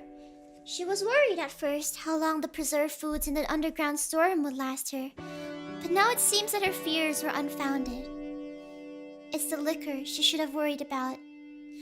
By savoring each drop of the spiritus as though it were her last, she thought that she could make her flask hold out a little longer, but she must have been consuming more each day than she realized. Who can blame her? There's no way that she could have gotten through this without the intoxicating effects of distilled alcohol. After Ryoko chased useless emotions like hope and despair from her mind, she found herself spending the most peaceful days of her life. As resignation set in, even hate and fear left her. Now she feels only awe for what Ogai Masahiko did, and respect for the depth of his intellectual curiosity. After all, neither she nor this world has any reason left to deny his research. Alone in the mountain cabin, Ryoko killed time by bringing order to the documents that Ogai had left behind. She took the scattered and ciphered papers and rewrote them in a more readable fashion, eliminating redundancies and adding indexes and tables of contents. Ryoko did not intend for anyone to read them, of course. She knew full well how meaningless her actions were. With her reason to live gone, however, having something to devote her mind to was at least some relief. So she just gave up. And now, as the last congratulatory drops of spiritus vodka burned their way down Ryoko's throat, all of Ogai's research lies before her in a single volume. She has finally finished transcribing and annotating the last of his writings. Enjoying the satisfaction of a pointless job well done, she idly pages through the manuscript that she just completed. I shall conclude by summarizing my theory as it currently stands. The life form that I named Saya did not appear in our universe by chance, nor even as a result of my summoning, but because of the instincts that were programmed directly into her biology. She was created to fulfill the same ultimate purpose that all life shares: reproduction. Saya and her kind procreate by spreading their seeds to other dimensions. What is the probability that they will discover a doorway to another world? Even if they succeed in doing so, the chance of that world being suitable for reproduction must be even more minute. In order to make the most of that scant probability, evolution has granted them a certain advantage. None other than the astonishing ability that I have witnessed in Saya. To wit, they select the most prosperous life form that they encounter, take control of it, and in doing so, gain dominance over that planet's biosphere. In other words, they hijack the entire species.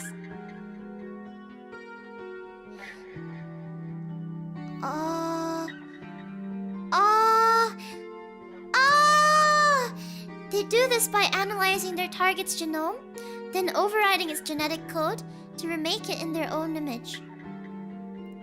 Saya's biology is more than capable of inducing such dramatic and widespread mutation.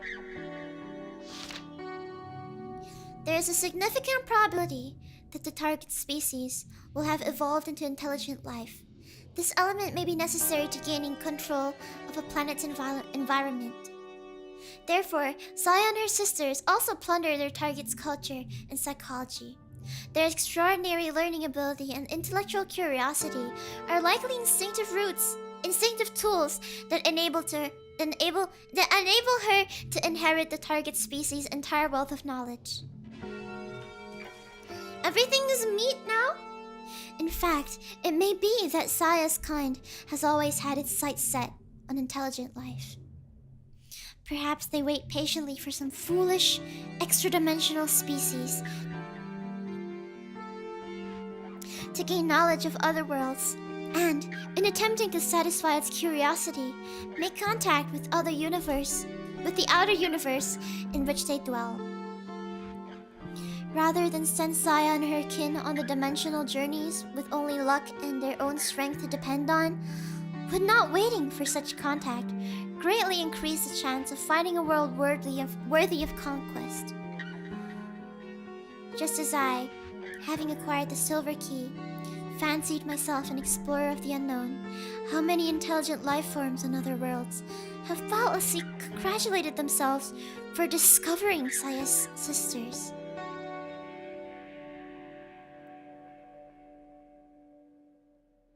That's smart, actually. It's not me! It's not me, 100%. It's not my lore. It's not my lore. Taken by the sudden urge to go outside for a change, Ryoko gathers up the manuscript and heads to her car, which is parked in the front yard. She has completed her self-imposed final duty. There's no longer any reason for her to remain holed up in the mountain cabin. She drives a little farther up the mountain to an open space that offers a scenic view of the land below. In the early days of the change, Ryoko often came to this spot to watch helplessly over the mutating city.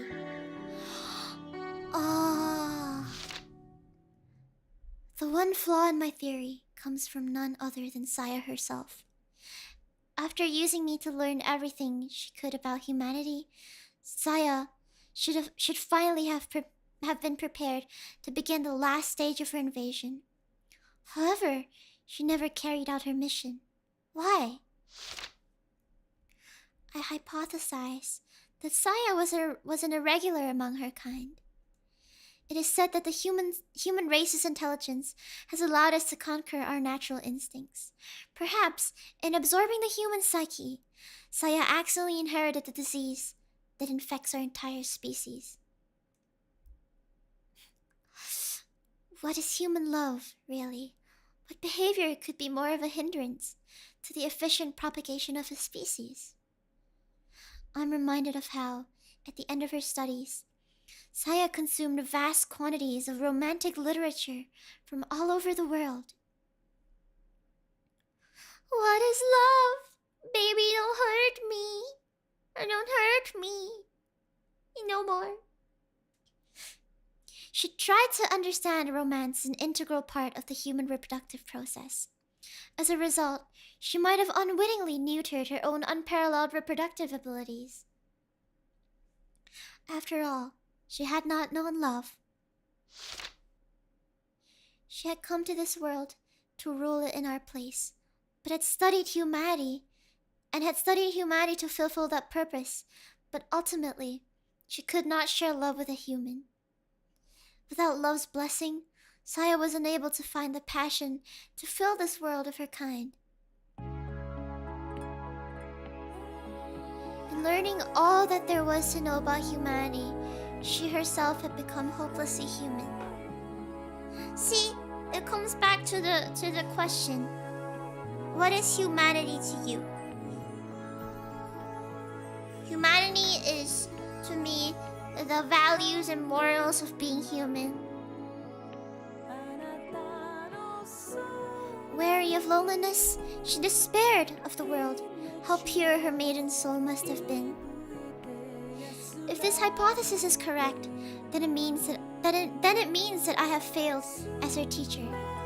I cannot help but feel ashamed for having spoiled such an extraordinary organism. Saya, next to Ogai Masahiko, Ryoko now knows more about the entity than anyone else. No, when the young man named Sakisaka Fuminori is added to the running, perhaps she only comes in third. In the end, she never encountered the creature face to face.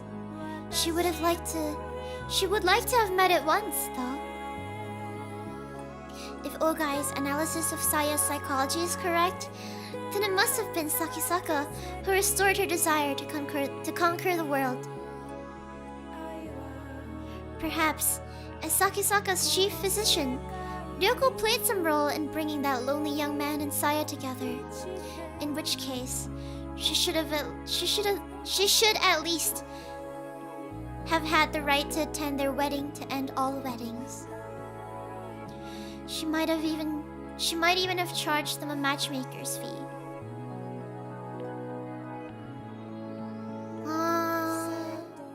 I have a dream. I have a dream that one day my daughter will know the blessings of love. I pray that there will come a day when her heart burns with the flames of passion and her world becomes bright and joyous once more.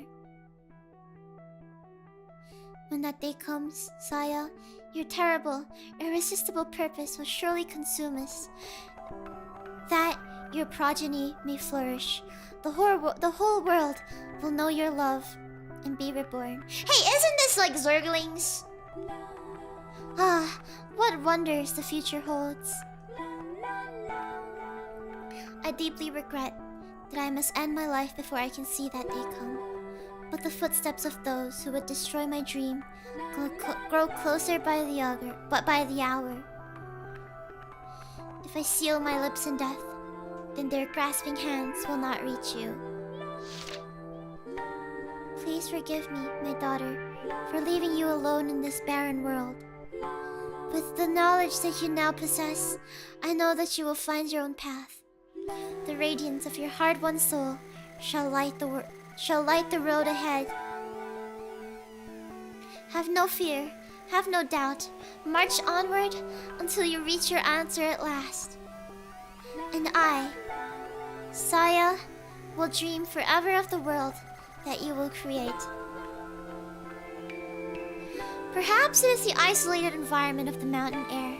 Maybe she's just more resistant to this change.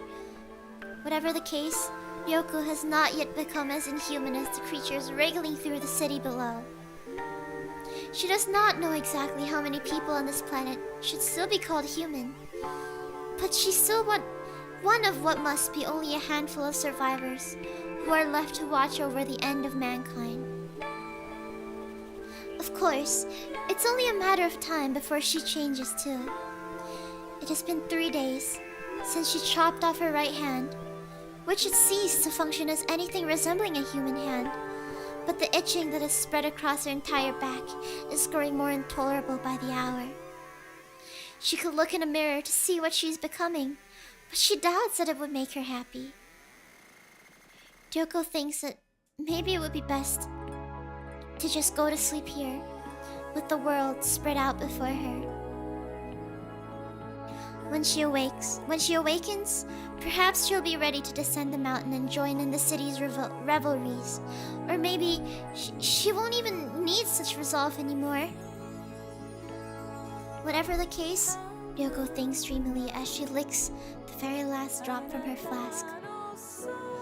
Even after I stop becoming human, I hope I'll still enjoy the taste of booze. Alcoholic!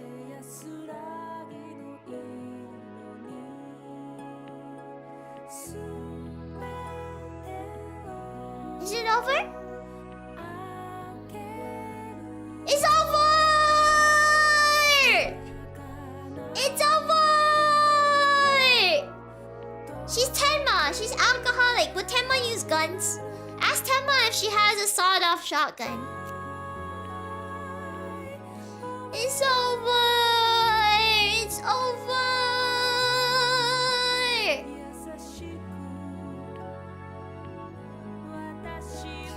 You know, I think that it's not that bad to be infected, because that means I'll still see the world as a beautiful world, and I would see other blob flesh things as beautiful beings, which means that we'll still be a species. So this was the best possible outcome for me. Now Fuminori looks at the world and sees a beautiful world, right? Yo didn't though.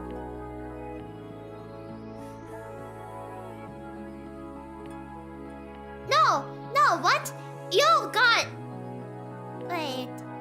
Wait, what does Saya see anyways? You're pretty sure they have meat vision?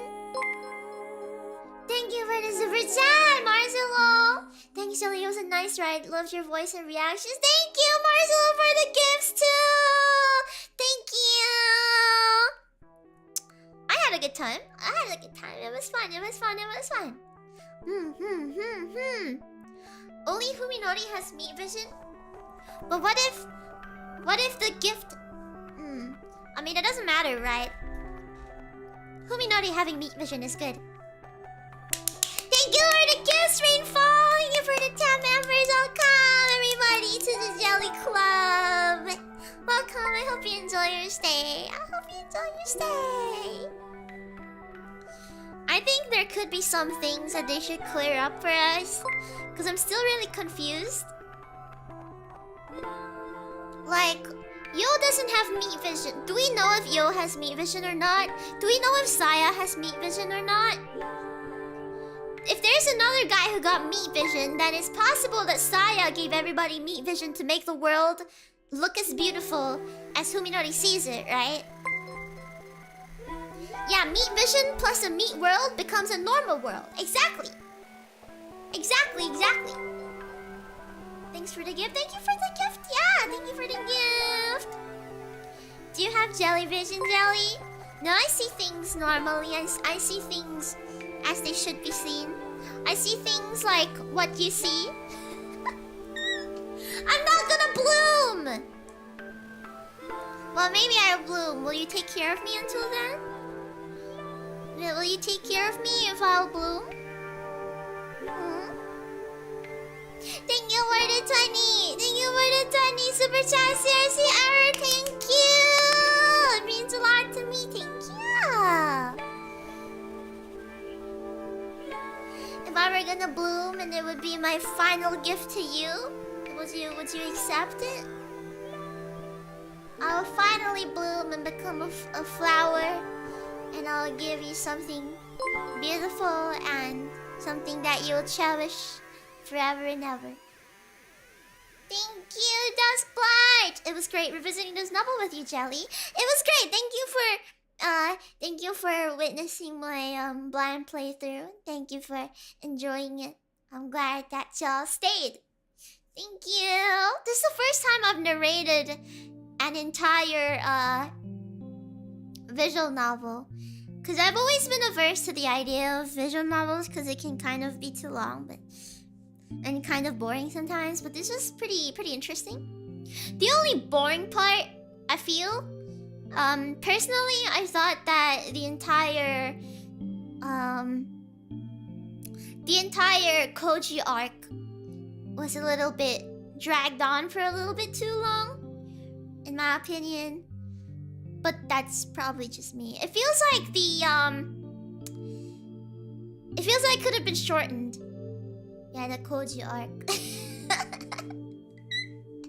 Thank you, Die Screaming! Thank you for the super chat! So inspiring to see such wonderful love that most people will never see in real life.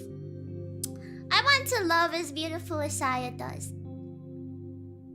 Please do the Fuminori fixed bad end. We'll see about that. Maybe we'll revisit this. Next time. But if you want to see it, I think you should play it for yourself. It's only fair that I leave some things hidden so you can see it if you want to. Staff comment. Oh, never mind. It just brings me to a webpage. Your commentating was lit? You mean the WWE tournament? The 1v1?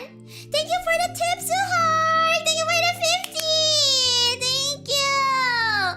Really enjoyed the playthrough. I'm glad you did. Thank you. Thank you so much. It means a lot to me. I'm glad I could finish it today. They based Humi's operation on Ogai's research. I think for the bad, or not for the bad and for the other ending, it would have led to Saya and Fuminori dying. Because the doctor obviously knows what she's doing. And sending Koji to his death was the better ending for Fuminori and Saya.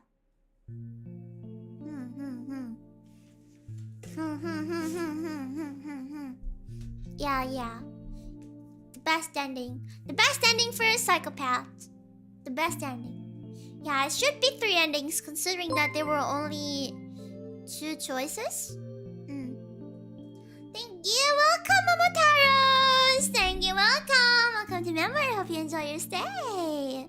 Thank you, Mesodopia, for the super chat. Thank you. It brought a lot of memories back for me. I'm glad. This game is pretty old, isn't it? Narration was really good. Thank you. Even though I'm ESL. Glad to see you were having fun for the most part. It was very interesting. I like the part where Omi dies. I want to eat the candies on your head more than normal. Thank you for the super chat, Lima! These are not candies. These are my alien antenna.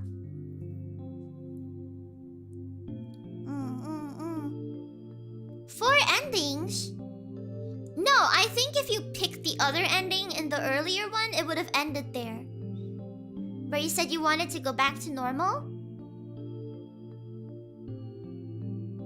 It would have ended there. And I think this second choice would have 2 different endings, which means that there are 3 endings in total.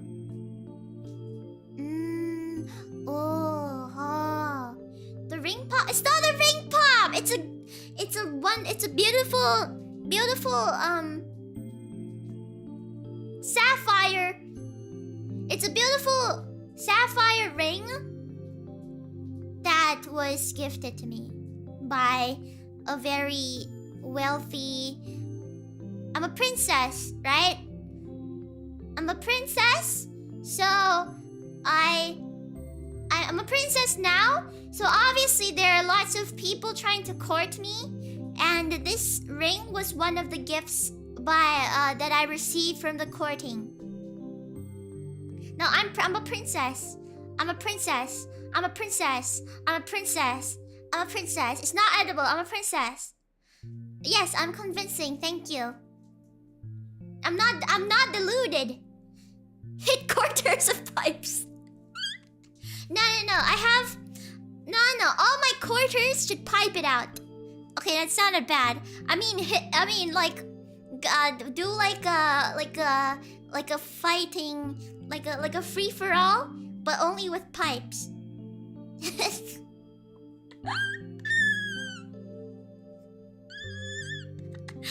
Okay, anyways, thanks for coming to the stream today, guys.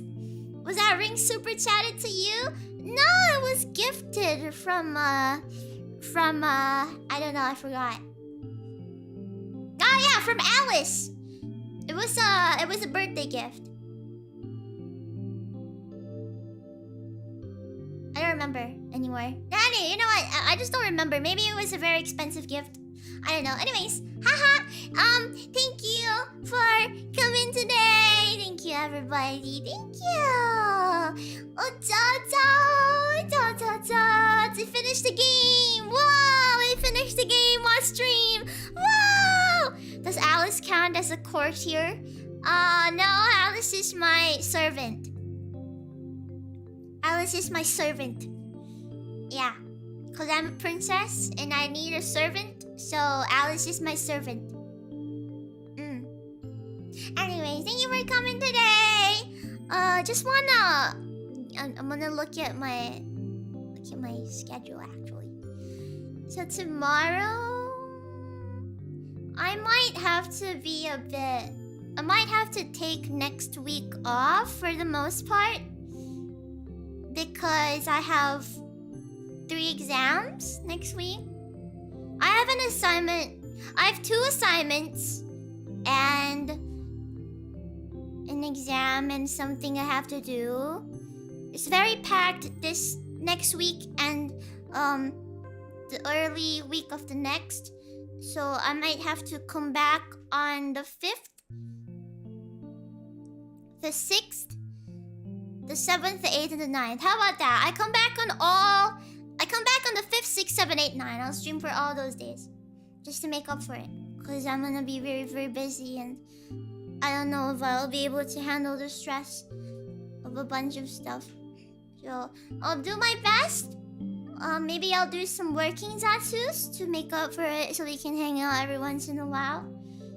And I'll miss you too. But don't forget me, cause if you forget me, that means you're not loyal to me. Now I'm not gonna forget you, cause I'm loyal to you. I'll do my best. So can you do my best waiting for me too?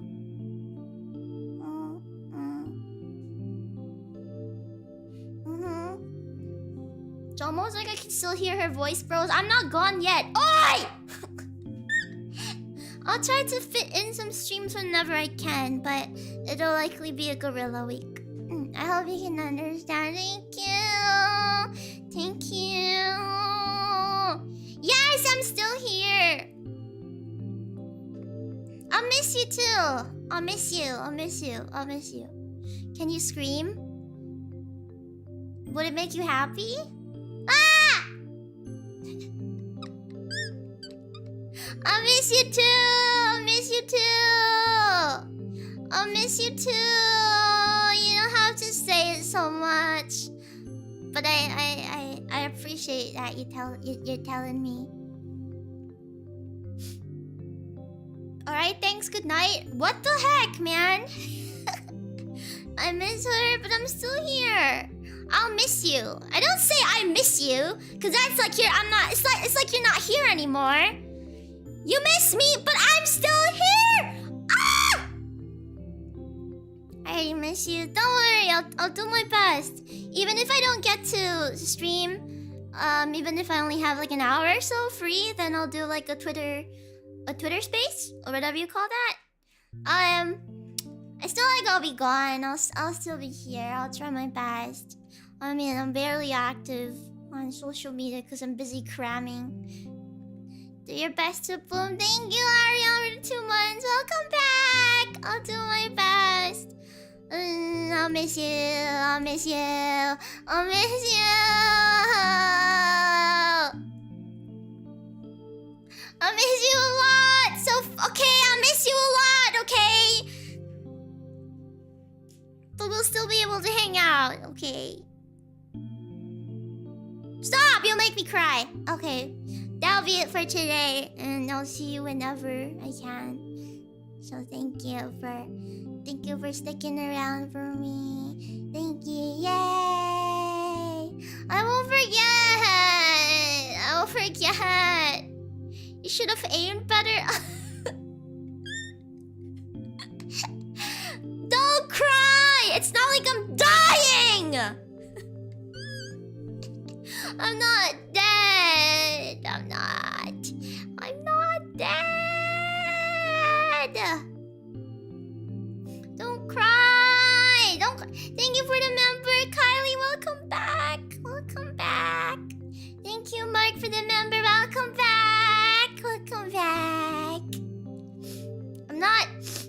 Okay, I'm out. This is too cringe. Alright, bye bye. This is too cringe. This is too cringe. This is too cringe. Alright, bye bye. Bye bye. Bye bye.